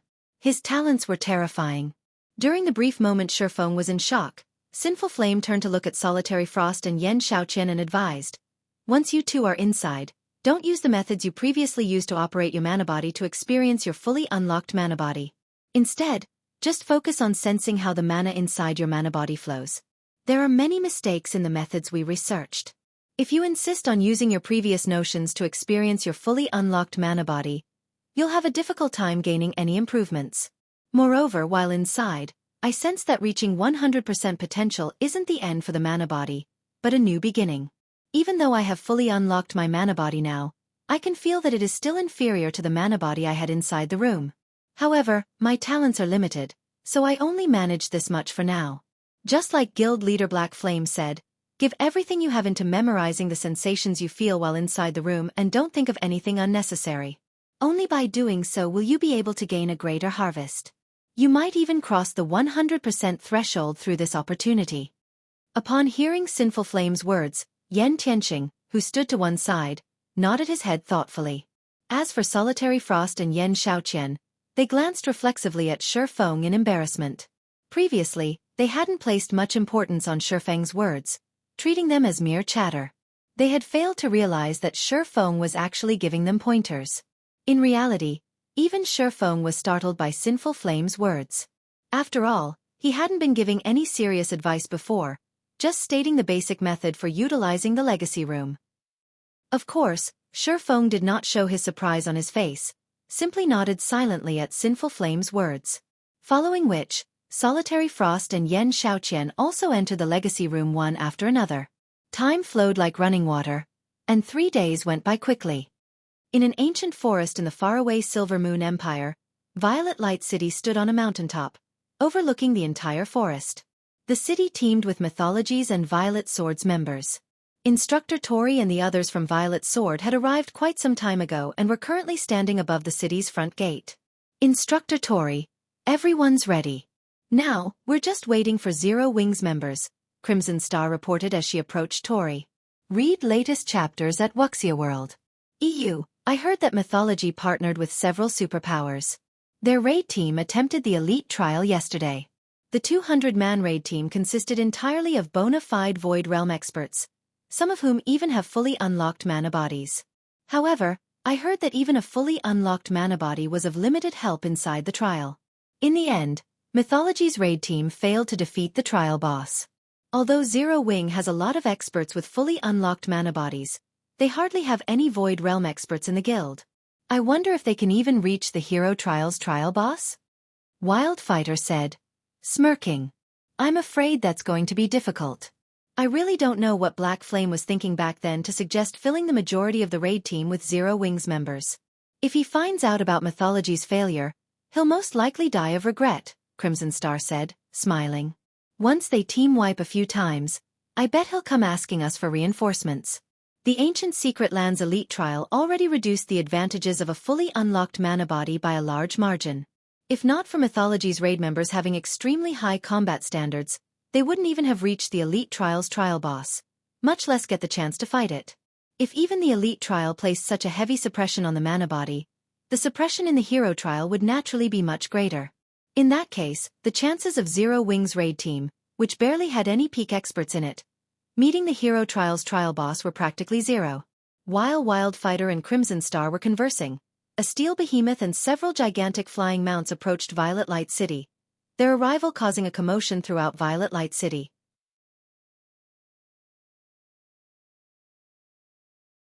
Chapter 26-25.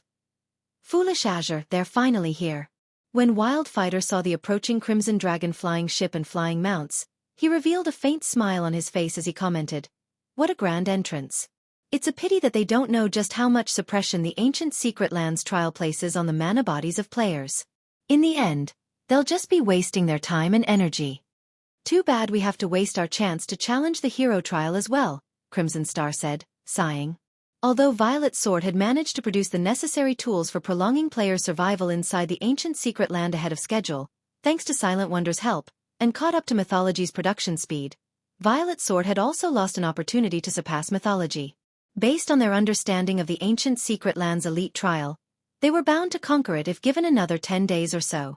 However, the privileges players would obtain from the Elite Trial were far inferior to those of the Hero Trial. This matter is no longer relevant. Although we will be losing our opportunity to challenge the Hero Trial, Mythology won't necessarily be able to clear it, either. In the end, our guilds will end up even, Tori said calmly. Looking at the Crimson Dragon flying ship slowly descending from the sky, he continued, "Rather than us, Zero Wing will be the one in great trouble if it fails to conquer the Hero Trial." That's right. Zero Wing has most likely made the worst possible decision this time, Wildfighter said, nodding in agreement with Tori's words. Zero Wing had dispatched over 100 experts with fully unlocked mana bodies to challenge the Ancient Secret Land this time. While this would indeed increase Zero Wing's reputation, it would also attract plenty of hidden dangers to the guild. In the current God's domain, the competition between the various superpowers was intensifying. If a guild capable of threatening the livelihoods of the superpowers were to appear, the fate of this guild would go without saying. After today, quite a few superpowers would probably join hands to exterminate this rising threat. Of course, if Zero Wing overcame the Hero Trial, then it would have a much easier time dealing with those future problems. Conversely, failure would mean a nightmare for the guild. According to the report we received, Zero Wing has come to an agreement with Azure. In exchange for borrowing Azure's strength, Zero Wing has agreed to nurture some of Azure's young talents. If, on top of Azure's help, Zero Wing asks us to send in a large number of peak experts, Zero Wing might actually have a fighting chance of defeating the trial boss, Crimson Star said. The only question now is whether Zero Wing will make this request or not. Azure's leaders have gone insane. While Zero Wing's top combatants are indeed exceedingly strong, how could Zero Wing possibly be a match for Violet Sword in nurturing talents? Because of this matter, many in the guild's upper echelon are very dissatisfied with Azure, Wildfighter said in exasperation. The guild leader also declared that we are to stop nurturing Azure's young talents from now on. With this, Azure has basically severed Solitary Frost's and Yen Xiaoqian's futures. Tori revealed an ugly expression at the mention of this matter. As for Crimson Star, she shook her head and sighed when she thought about the futures of those two talents. Setting aside Azure's other members, Solitary Frost and Yen Xiaoqian were people capable of catching Tori's eye. They had the potential to become legendary figures in Azure. This was just like the commander of Violet Sword's strongest trump card Legion. Back then, the commander had similarly caught Tori's eye. Now, he had already become a legendary figure in Violet Sword, his strength rivaling even the 5 great super guild's old monsters. Such experts could bring prosperity to an entire guild. Moreover, Solitary Frost and Yen Xiaoqian's youth meant they could guarantee stability for Azure for the next 2 or 3 decades. Now, however, Azure had personally severed the futures of these two people. During the time Wildfighter and the others were conversing with each other, the Crimson Dragon flying ship and the flying mounts landed before Violet Light City's main gate. A short moment later, cloaked players could be seen alighting from the Crimson Dragon flying ship and flying mounts.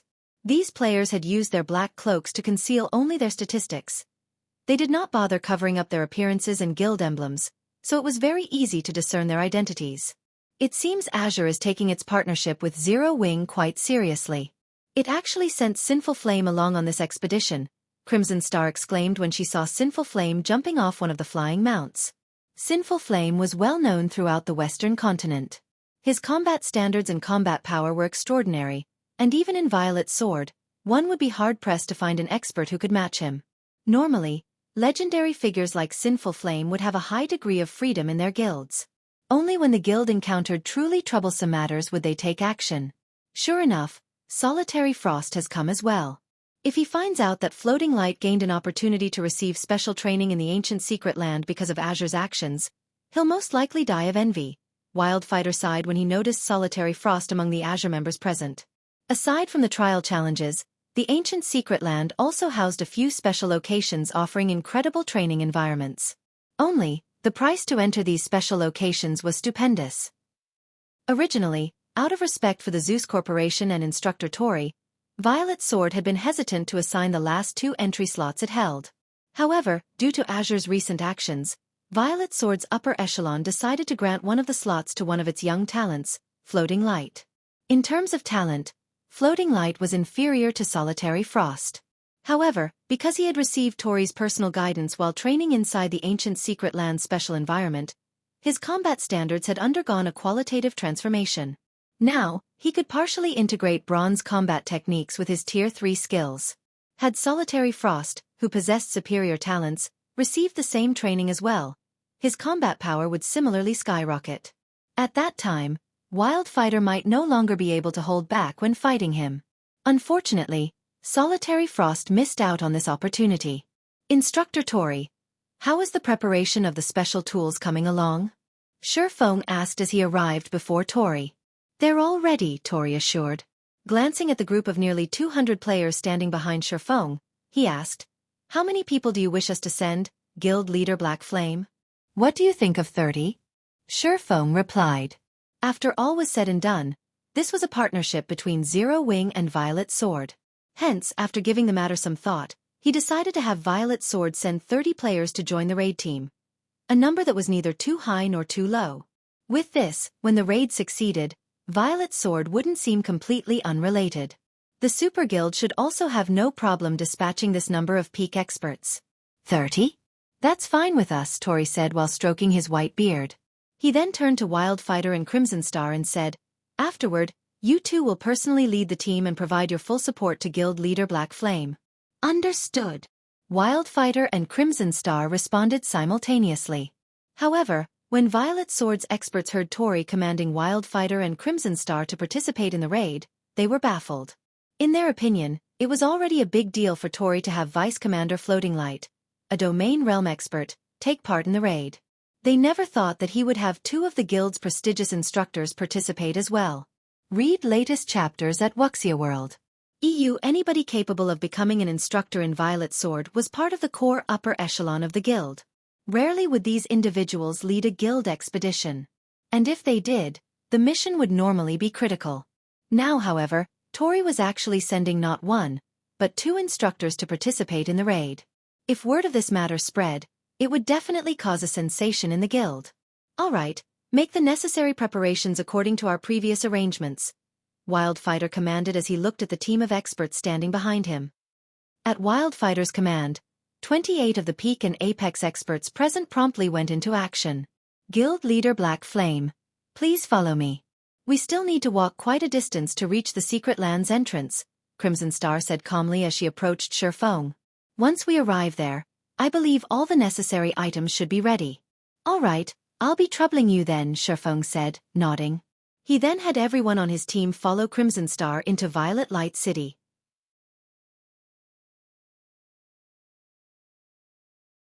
Chapter 26-26. Ancient Mana. The sight of Crimson Star guiding Zero Wings team through Violet Light City triggered discussions among the players residing in the city. Who are those people? Violet Sword's Crimson Star is actually guiding them. It's not just Crimson Star. I heard that Violet Sword's instructor Tori personally welcomed those people at the front gate just now. Amazing! Could those people be big shots of some super guild? Mythology's members grew curious when they saw Xueqi's group. Violet Sword's members, on the other hand, found this situation astonishing. Crimson Star was one of Violet Sword's Grand Elders. Even when the guild leader of an ordinary superpower visited Violet Sword, she would appear only to give a brief greeting at most. She definitely wouldn't take the initiative to guide them. Meanwhile, standing on the walls protecting the ancient castle in the heart of Violet Light City, a team of 30-plus players was quietly observing Xueqi's group. Every member of this team was a Tier 3 expert at level 113 or above. Zero Wings members are finally here. An assassin youth with 2 short swords said coldly as he eyed Xueqi with killing intent. Sandstorm, you'd better not do anything rash. They are currently Violet Sword's guests. A tall woman carrying a warhammer and a sturdy shield, standing beside the youth, warned. Relax. I know that much, Sandstorm assured as he concealed his killing intent. However, our agreement with Violet Sword is limited to the city. Once they enter the secret land, they'll be fair game. At that time, we'll get our revenge for the humiliation we suffered at the Starlight Fortress. I'm going to teach Zero Wing how foolish it is to offend our vice commander. That's for sure, the tall woman said, nodding. Although the vice commander's orders were to investigate first what Zero Wing and Violet Sword are up to inside the secret land before taking action against them, I'm sure she won't say anything about it if we just take care of Zero Wing as soon as they enter the secret land. After all, the demon god has clearly specified that if we manage to kill Black Flame even once, we'll receive a large number of contribution points and be able to train in the battlefields inside the demon god's shrine. If we bring him to the demon god, we can even receive the demon god's legacy directly. Previously, Black Flame only managed to win against us because of his fully unlocked mana body. However, he won't be as lucky this time, Sandstorm said, a smirk appearing on his face.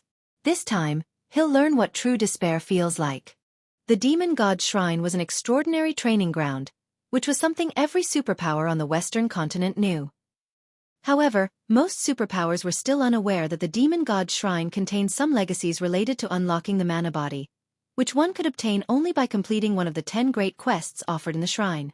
Mythology was one of the few superpowers that had managed to complete one of the 10 great quests and obtain a mana body legacy. As a result, Sandstorm and a few other members in Mythology had already fully unlocked their mana bodies. With the support of the Super Guild's Special Advanced Battle Array, their combat power had now reached a completely different level. Just their team of 30-plus players were more than capable of defeating the entirety of Netherworld Empire's Hell Legion.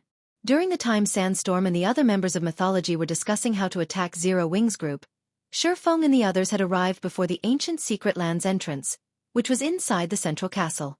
The entrance to the secret land was a spatial tear leading to the otherworld where the ancient city stood. Normally, spatial tears were incredibly unstable. However, a magic array had been laid to stabilize the spatial tear, so instability was not a problem. Unfortunately, due to the ravages of time, the magic array was no longer as powerful as it was before. Now it could grant the teleportation mark, which held the spatial coordinates of the ancient secret land, to only a maximum of 400 players that entered the spatial tear.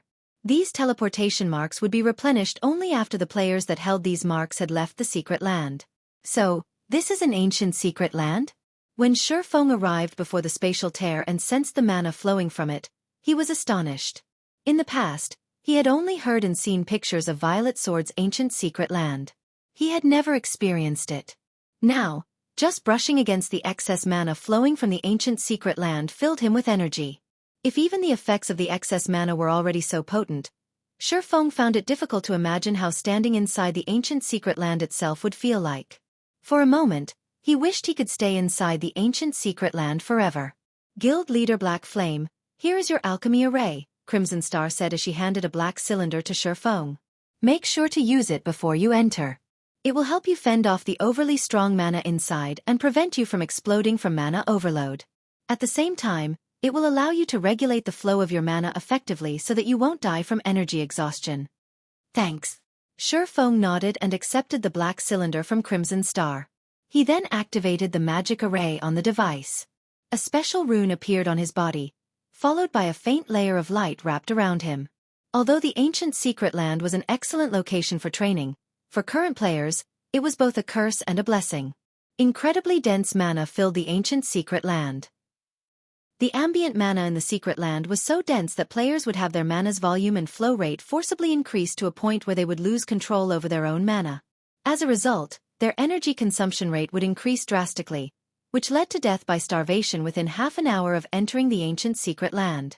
If players wished to survive inside the ancient secret land for longer periods, they had to rely on alchemy arrays to regulate their mana. Even so, players could remain inside the ancient secret land for only 7 days. The alchemy array used was a consumable. Hence, Violet Sword was desperately trying to increase the production speed and volume of this alchemy array. Otherwise, even if they held the ancient secret land, they could only stare at it. After Feng and his group were all ready, Crimson Star led them into the spatial tear and disappeared from the castle. Everyone was immediately teleported to a dense forest. All around them were ancient trees towering over 100 meters. Translucent crystals adorned these trees, giving the trees and the forest a mesmerizing beauty. The mana inside the forest was also so dense that it had condensed into white mist. However, despite the white mist, everyone's vision remained unaffected. During the time everyone was enjoying the scenery around them, a roar suddenly came from a distance and echoed throughout the forest.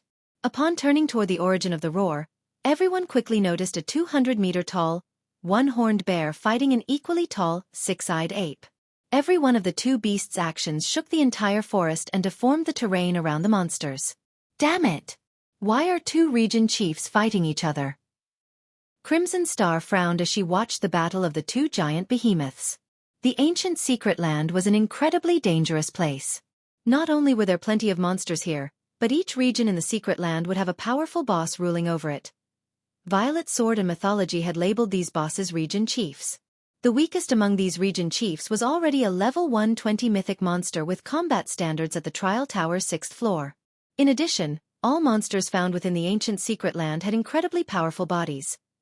Even an ordinary level 120 mythic monster here could rival a level 120 mythic ranked archaic species found in the outside world. Normally, both Violet Swords and Mythology's members would do their best to avoid these region chiefs when visiting the ancient secret land. The reason for this wasn't just the high casualty rate incidental to challenging these region chiefs. There was also the fact that fights with these region chiefs would attract the attention of nearby monsters. Players that fought a region chief would end up having to fight a continuously increasing number of monsters and eventually suffer annihilation. Two region chiefs appearing in this location could be considered to be the worst-case scenario. In the outside world, there were indeed instances where players could take advantage of monsters fighting each other. However, the monsters inside the ancient secret land were incredibly smart.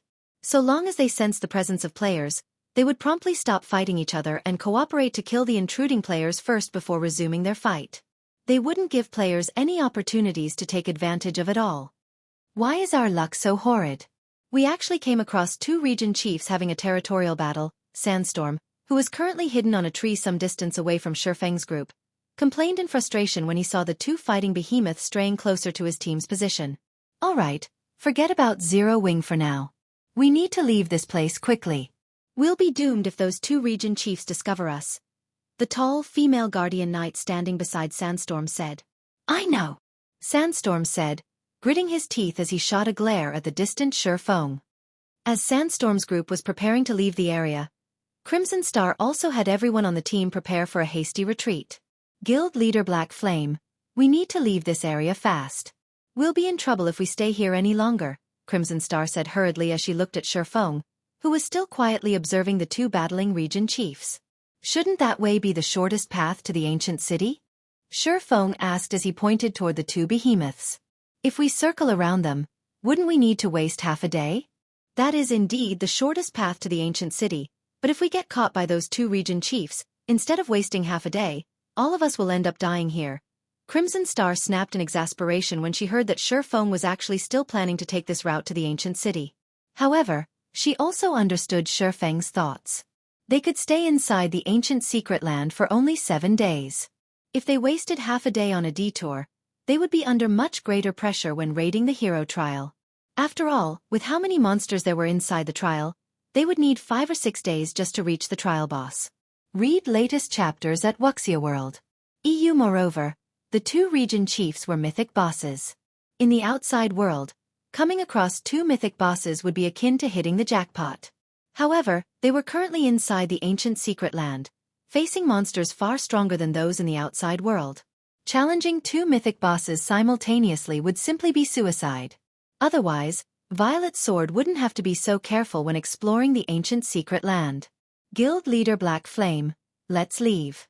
If we don't go now, we'll enter the perception range of those 2 region chiefs, Wildfighter advised urgently. Our main goal is to clear the trial. We don't need to fight those 2 region chiefs. I guess you're right. We don't need to fight those 2, Xueqi said, nodding. He then turned to look at Crimson Star and Wildfighter and added, I'll lure them away. Use this opportunity to sneak past them. After saying so, Xueqi dashed straight for the 2 behemoths.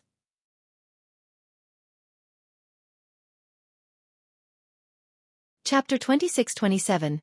Xueqi soared. Upon seeing Xueqi charging toward the 2 distant behemoths, Crimson Star and Wildfighter turned pale.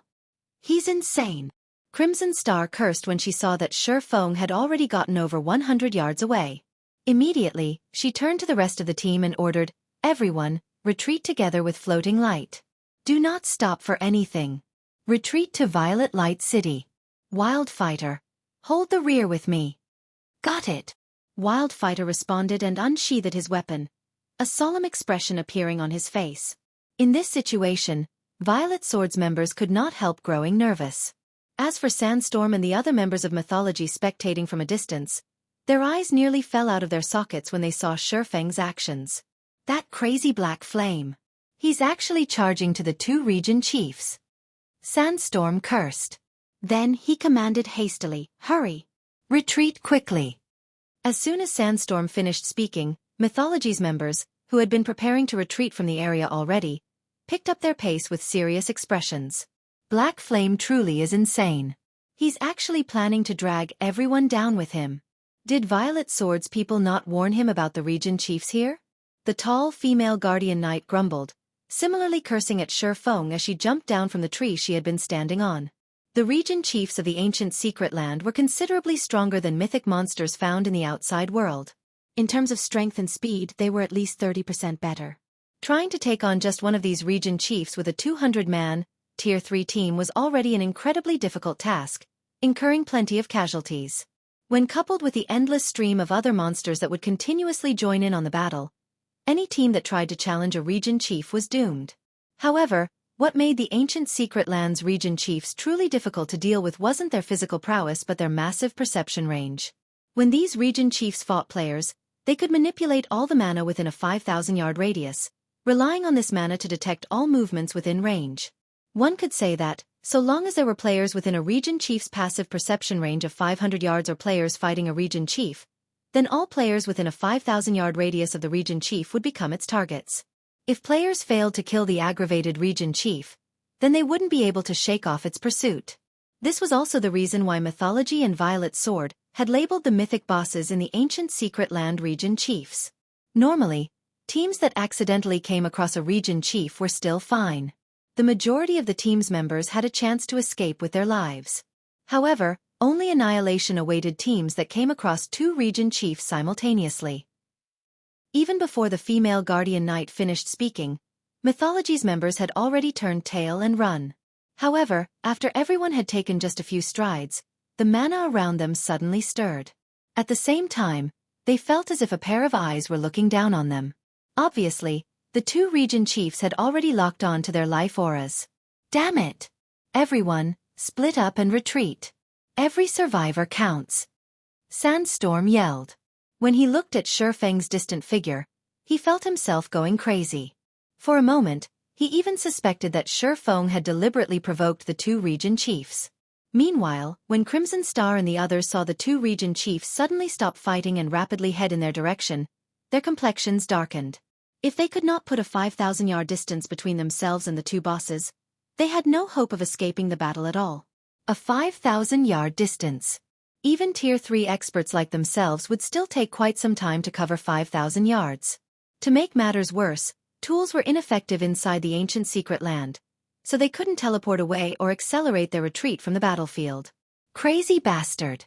He's going to get us all killed. Floating Light, who was already retreating, cursed when he felt the two region chiefs locking on to his life aura.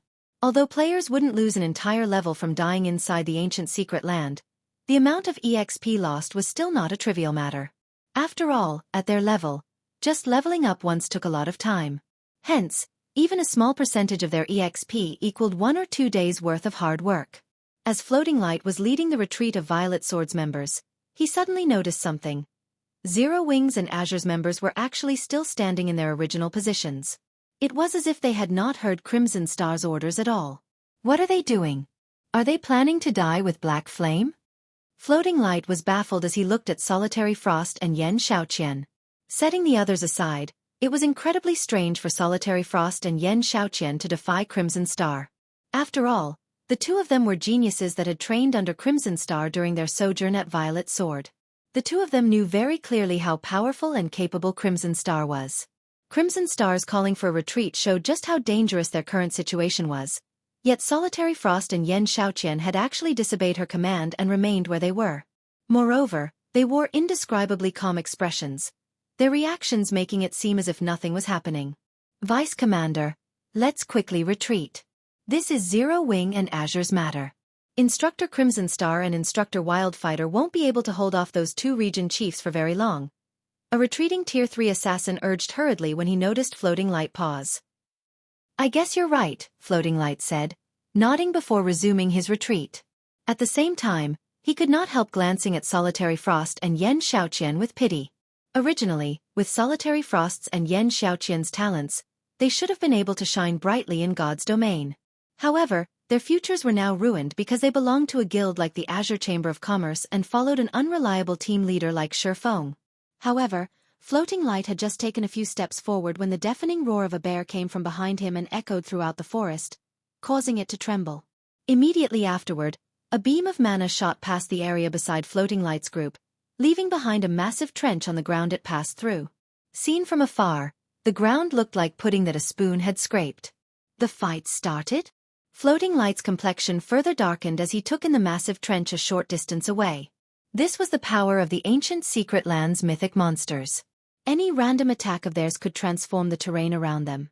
Let alone one person, even a 100-man, Tier 3 expert team would be cannon fodder in front of these region chiefs.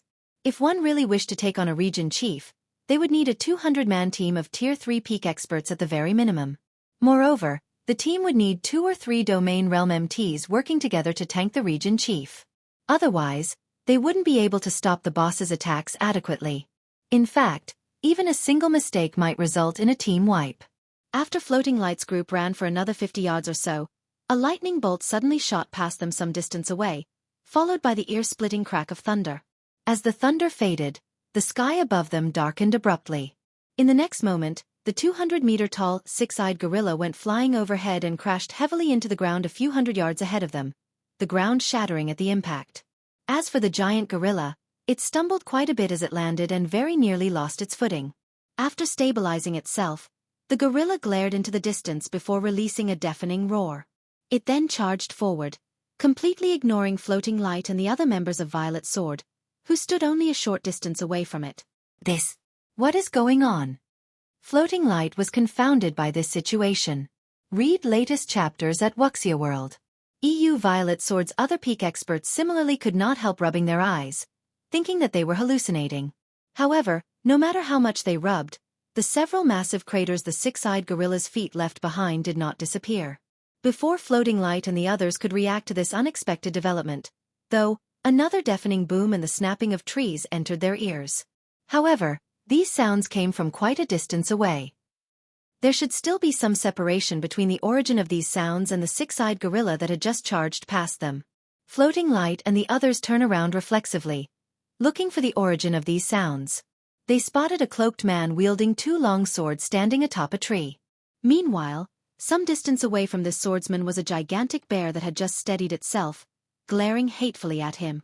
The six-eyed gorilla was also stalking toward this man, seemingly searching for an opportunity to strike at him. However, Floating Light and the others could also see a hint of fear in the one-horned bear's and six-eyed gorilla's eyes. It was clear that the two region chiefs were afraid of the tiny human on the tree.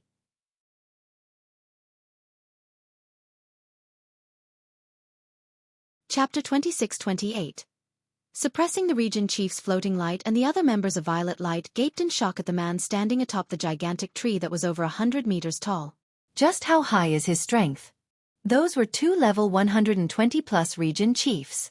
Either of those region chiefs could wipe out a 200-man, Tier 3 team of peak experts. Facing both region chiefs, even a team of such caliber was sure to get annihilated. At this moment, however, Xueqi had single-handedly suppressed and even repelled the two region chiefs. This was simply unbelievable. Is this why they didn't retreat before?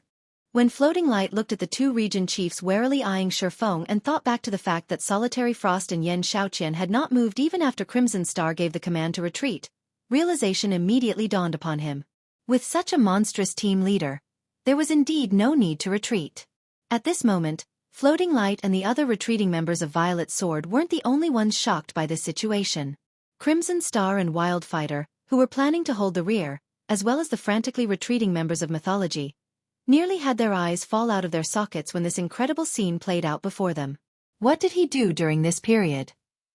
How did he raise his strength attribute to such an extent? Sandstorm's heart roiled with shock as he stared at Xueqi.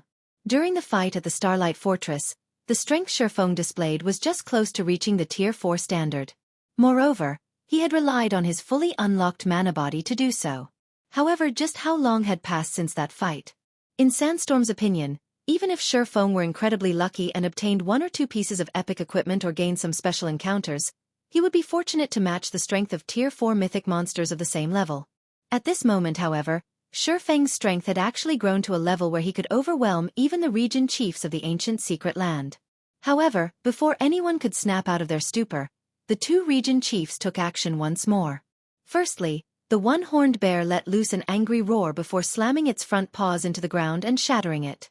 A twofold magic array then formed beneath Xueqi's feet, covering a 300-yard radius. Immediately afterward, thick, stone walls emerged, bordering the magic array and enveloping Xueqi completely. Tier 4 spell, Earth's Embrace. As the one-horned bear was taking action, the six-eyed gorilla leaped into the sky above Xueqi. The gorilla then summoned a crimson magic array with a 400-yard radius above the swordsman.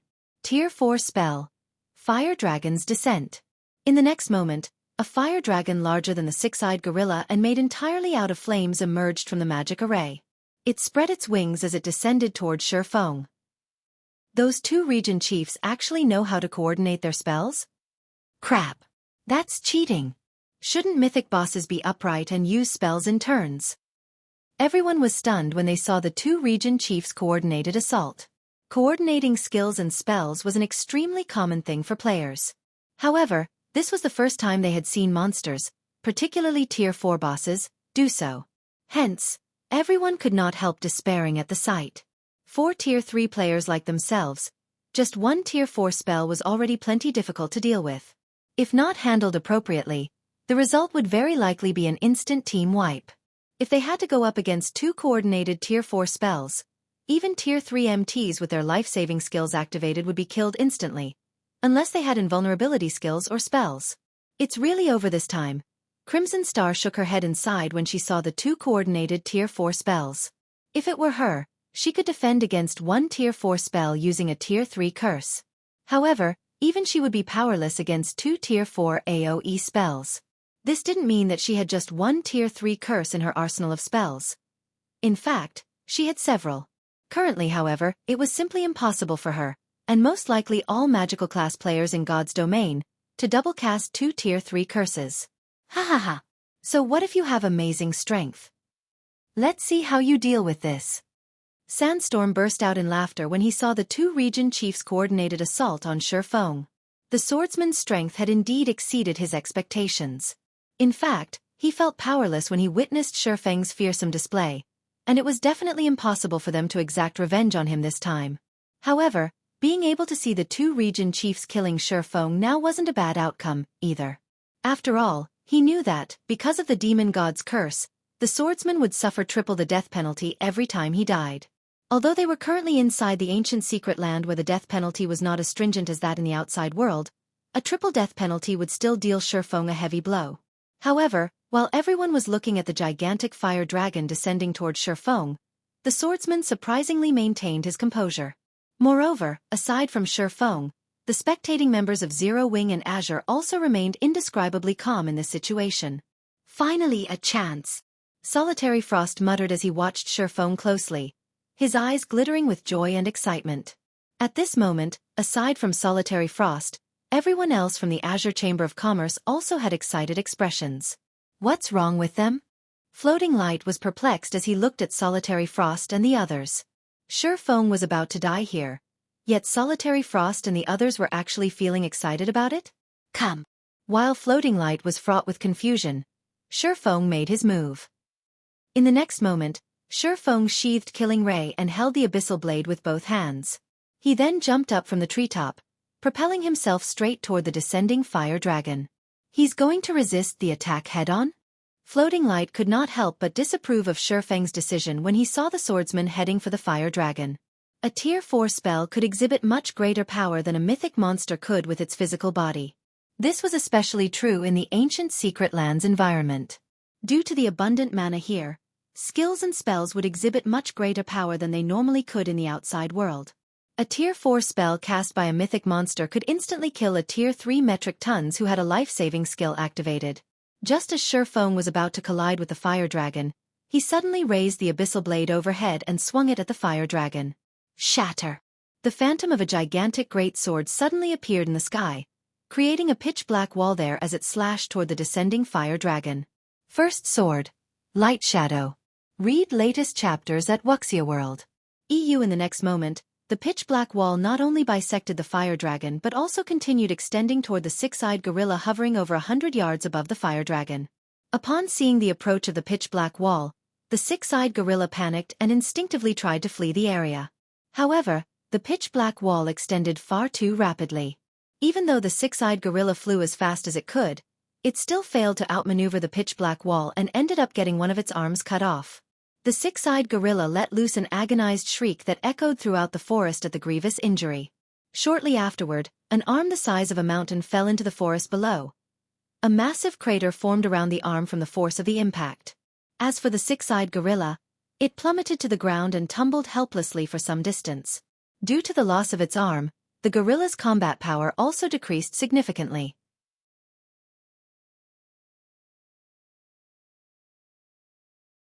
Chapter 26-29. Ancient Secret Lands Power. How is this possible? That's a mythic monster we're talking about. How could a Tier 3 player like him break through its defensive threshold? Crimson Star and Wildfighter could not believe their eyes as they watched the tumbling six-eyed gorilla. Not only had Xuefeng shattered a Tier 4 spell with a single move, but he had even used the same move to injure the six-eyed gorilla severely. On paper, the gorilla had only lost around 500,000 HP from the attack, which was nothing compared to its 2 billion HP. But in reality, his attack had caused far more damage than that. There were two general types of attacks in God's domain. The first type reduced the HP of the target, while the other weakened the target's defenses. In the case of the former, if the target's HP fell to 0, then they would die. In the case of the latter, if the target had its defenses destroyed, then its physical body would suffer damage, which would, in turn, reduce the target's combat power, as well as the difficulty of killing said target.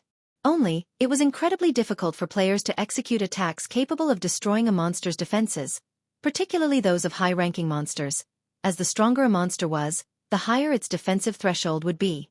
Normally, players couldn't destroy the defenses of a monster of the same tier, much less those of a higher tier. The best players could do against higher-tiered monsters was cause minor injuries and continuously stack these minor injuries to reduce the monster's combat power. Against the six-eyed gorilla, only an attack carrying power at the peak Tier 4 standard had a chance of overwhelming its defensive threshold. However, despite being a Tier 3 player, Xuefeng had actually managed this feat without resorting to external tools. This was inconceivable. Meanwhile, when Sandstorm and the other members of Mythology saw this scene, they, too, gaped in shock. Can he still be considered a player? There were no words to describe the shock Sandstorm felt as he gazed at Xuefeng right now. In the eyes of ordinary players, having the ability to surpass a monster's defensive threshold only meant that they could reduce the combat power of the target monster. However, for peak experts and apex experts, who frequently fought high-tiered monsters, having such an ability held an entirely different meaning. For peak experts and apex experts, having such an ability meant that they could solo kill monsters. The monsters in God's domain were born with high HP and defense, particularly HP. Even if players could inflict over 1,000,000 damage with their attacks, this amount of damage was nothing for high-tiered monsters like mythic monsters. Such damage wouldn't overcome the monster's battle recovery.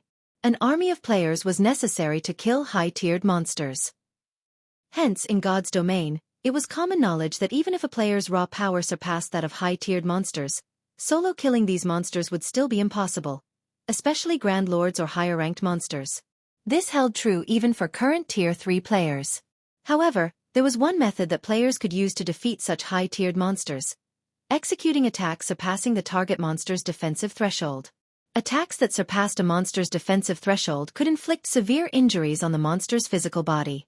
Moreover, after injuring a monster up to a certain point, aside from reducing the monster's combat power, players could also force monsters into a weakened state, which would drastically reduce their defense and maximum HP. If players managed to corner a monster to the point where it entered a heavily weakened state, they could even impose the HP loss debuff on the target monster and thoroughly nullify the monster's battle recovery. If a monster lost its battle recovery, which was also its strongest ability, solo killing it would no longer be impossible. With sufficient stamina and concentration, players could slowly but surely grind the monster to death. Now that Xueqi was capable of surpassing the six-eyed gorilla's defensive threshold, this meant that Xueqi could solo kill it. Meanwhile, a player having the ability to solo kill a Tier 4 mythic monster was simply unheard of in God's domain. At this moment, however, let alone the spectating players, even Xueqi himself found the situation astonishing. Why did Light Shadow's destructive power increase by so much? Xueqi was confused as he looked at the six-eyed gorilla's severed arm.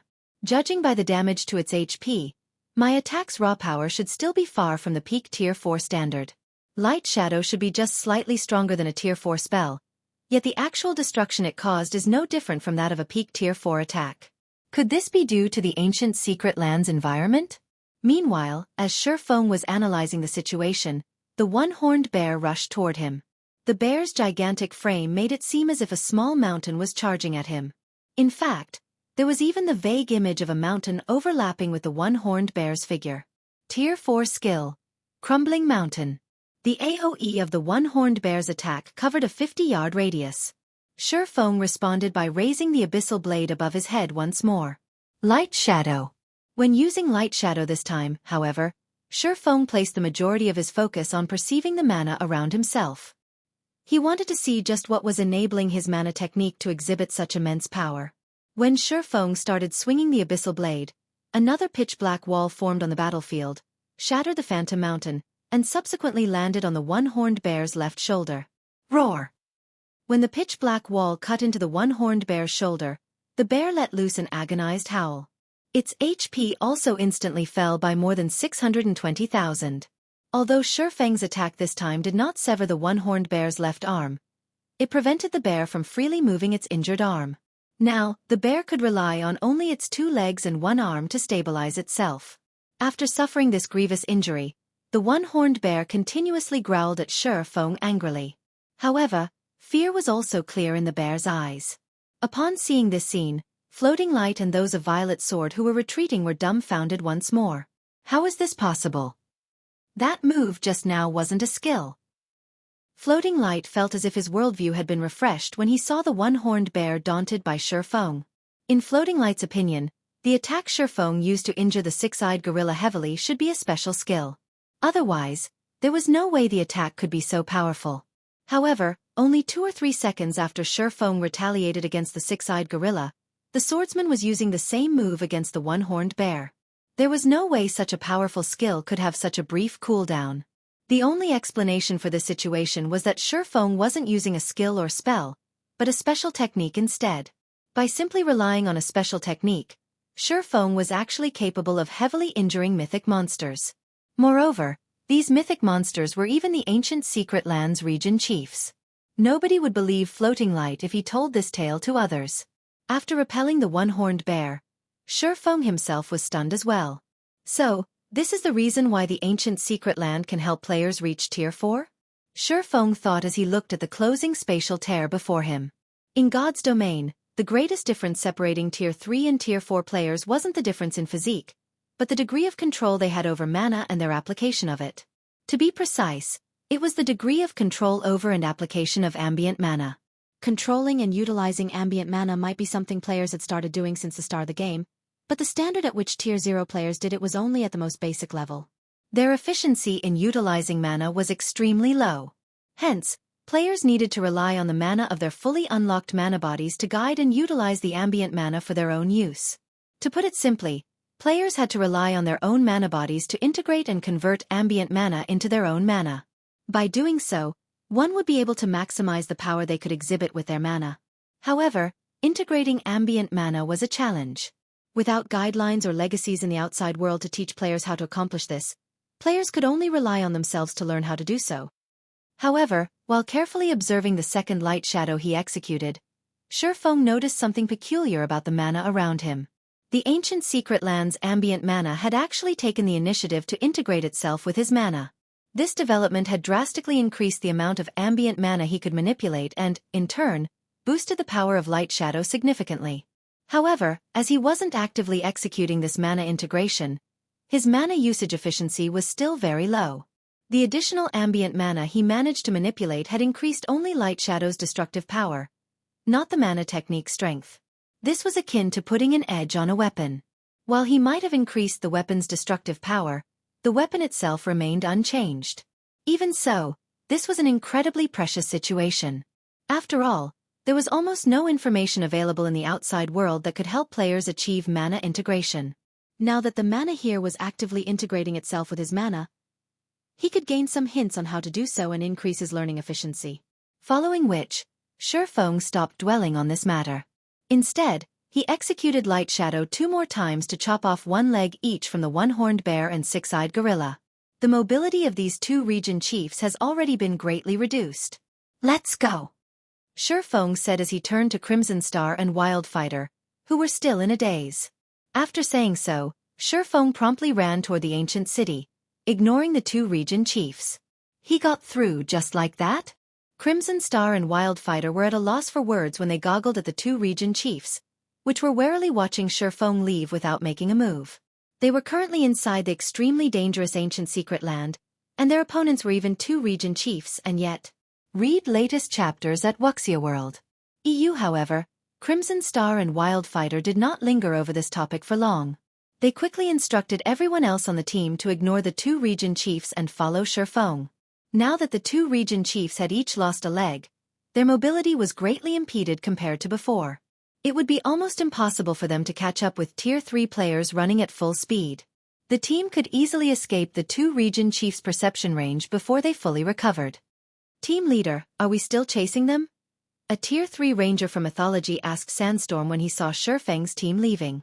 Of course we are, Sandstorm said as he glared at the Tier 3 ranger. Gritting his teeth he said, I admit that Black Flame's combat power is at inhuman levels, but he is only one person. Even if we can't kill Black Flame, I refuse to believe that we can't handle the other players on his team. So long as we get rid of everyone else, Black Flame's plans here will be ruined. After saying so, Sandstorm started chasing Xuefeng's team, together with the other 30+ members of Mythology.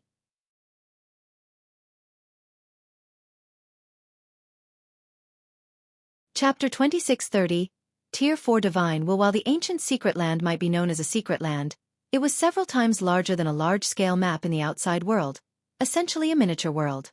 Even though Xuefeng and the others were Tier 3 players, since they were prohibited from using mounts, they ended up running for more than half a day to reach a majestic city in the middle of a canyon. The city in question had several layers of magic barriers as defense. Through the translucent barriers, one could see multiple magic towers and buildings several hundred meters tall. There were even floating buildings that could not be found in any of the kingdoms and empires on the main continent. This city was far more developed than even the capitals of kingdoms and empires. Xuefeng was shocked when he laid eyes on this majestic ancient city for the first time. Even while standing several thousand yards away from the city, He could already feel a frightening pressure constantly bearing down on his body, making his body indescribably heavy. If Tier 2 players were subjected to this pressure, they wouldn't be able to approach the city at all. Be careful of those statues erected behind the city walls.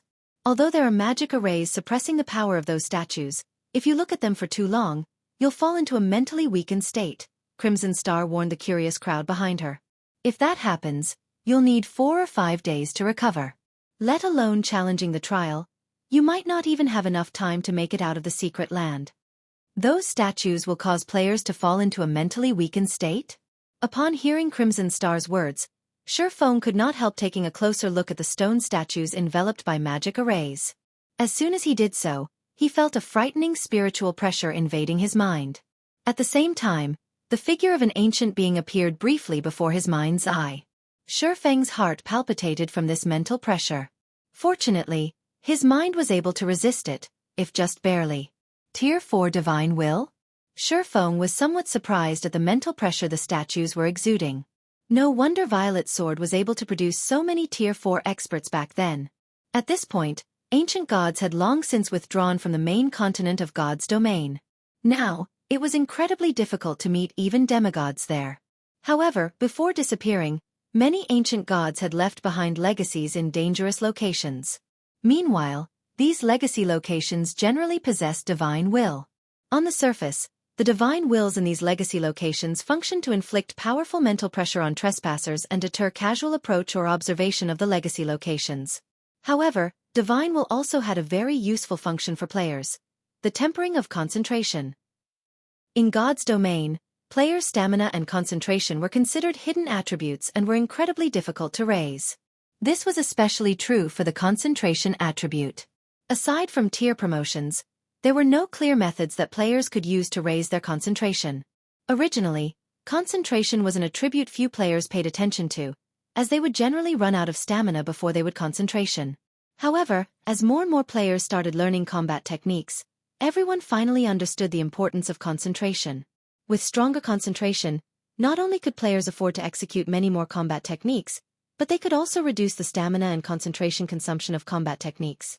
Most importantly, powerful combat techniques required sufficiently high concentration. Unfortunately, there weren't many known methods that players could use to reliably increase their concentration.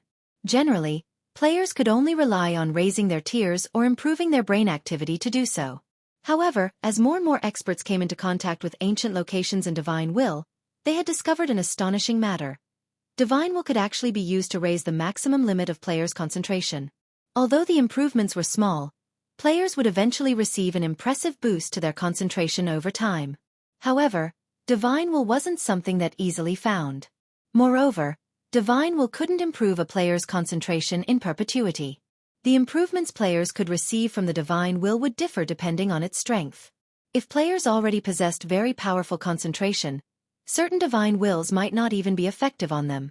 Meanwhile, the statues erected within the ancient city contain divine will capable of tempering players' concentration up to the Tier 4 standard. Hence, Xueqi had referred to it as Tier 4 divine will. If a Tier 3 player could elevate their concentration to the Tier 4 standard, it would be of tremendous help when challenging the Tier 4 promotion quest. With stronger concentration, players could better control their body, strength, and mana. They would be able to exhibit much greater potential than they used to. However, due to the magic arrays enveloping those statues, the divine will the statues emitted was heavily suppressed. While this weakened divine will might be effective on ordinary Tier 3 players, it would be almost no help to Tier 3 peak experts. Tier 3 peak experts that tried to temper themselves using this divine will would only exhaust their concentration to no avail.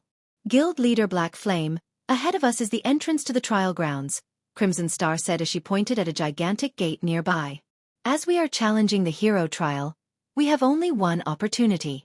If we team wipe inside, we won't be able to enter the trial grounds anymore. However, so long as we have even one person alive, even if everyone else on the team dies, we can still enter the trial grounds after getting automatically resurrected outside. Only the resurrection period within the ancient secret land is very long, 1 full day, so everyone needs to be careful while inside.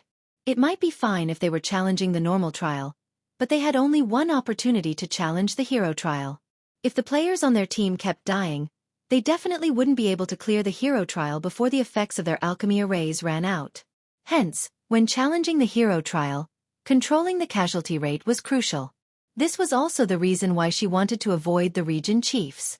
Had their team gotten annihilated by the 2 region chiefs back then, they would have had to wait 1 full day before they could head to the trial grounds. I understand, Xuefeng said, nodding. Since Xuefeng already understood her intentions, Crimson Star did not say anything more. After all, experts of Xuefeng's caliber generally needed only small reminders to know what they should do. Following which, Crimson Star, Wildfighter, and several other Violet Sword members approached the 10-meter-tall teleportation gate. Each of them then took out an ink-black crystal from their bags and started chanting an incantation. As soon as these dozen or so players started chanting, the divine runes engraved on the teleportation gate lit up and drew the ambient mana toward the teleportation gate. While Crimson Star and the others were activating the hero trial, Sandstorm and Mythology's other members were quietly observing the situation from behind a pile of shattered rocks 500 yards away. The hero trial. The female guardian knight standing beside Sandstorm exclaimed in surprise when she identified the divine runes lighting up on the teleportation gate. Violet Sword actually plans to challenge the hero trial now. Are they insane? She had experienced the ancient city's trials herself. While she didn't know what the hero trial was like, she knew that even the elite trial was not something current players could hope to conquer. If not for their previous raid team having plenty of advanced battle arrays, they wouldn't have made it to the trial boss's feet. As for the more difficult hero trial, that was something even the current Mythology didn't dare dream of challenging. The hero trial? When Sandstorm saw Crimson Star's group activating the hero trial, a wide smile bloomed on his face. Good. Wonderful. Although I don't know what gave Violet Swords and Zero Wings people the courage to challenge the hero trial, this is our chance. Since Crimson Star and Wildfighter are personally activating the hero trial, they can't stop midway without wasting their one chance. This is the perfect time for us to take action. But dealing with Black Flame won't be easy, the female guardian knight argued worriedly as she eyed Xuefeng, who was standing beside the teleportation gate. With him around, it'll be difficult for us to gain any advantage. Relax. The vice commander prepared a trump card for our operation this time, Sandstorm said, grinning. He then took out several gleaming gemstones from his bag. These are Tier 3 magic devouring gemstones, which the vice commander obtained from the demon god shrine. If we equip them on level 100 dark gold weapons or above, we can sacrifice the weapon and the gemstone to gain Tier 4 power for a short period.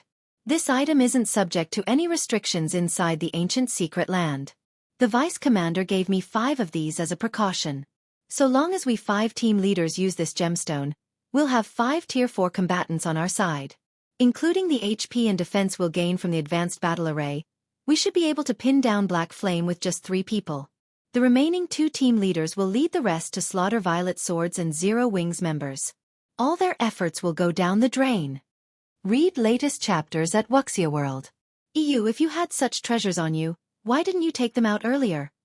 The female guardian knight grumbled as she rolled her eyes at Sandstorm. Previously, the task their vice commander gave them was for them to spoil Violet Sword's plan, as well as kill Xuefeng if possible. With the magic devouring gemstones, while they might not be capable of killing Xuefeng, spoiling Violet Sword's plan would be child's play. After all, players that died in the ancient secret land needed to wait 1 full day to get resurrected. If they could kill a significant number of Violet Swords and Zero Wings members, the 2 guilds would waste 1 day of the alchemy array's operational time, which would, in turn, drastically reduce the 2 guilds' odds of clearing the hero trial. And if they could interrupt the activation of the teleportation gate, they would thoroughly shatter Violet Sword's plan of raiding the hero trial. All right, 1 for each of you, Sandstorm said as he distributed the magic devouring gemstones to the 4 other team leaders on the team. He then looked toward Xuefeng and said, "It's time we let Black Flame know how foolish it is to offend Mythology." You're tuning in to the Xueqi's Martial Arts Saga YouTube channel. Don't forget to subscribe and join us on this journey to catch the most captivating stories.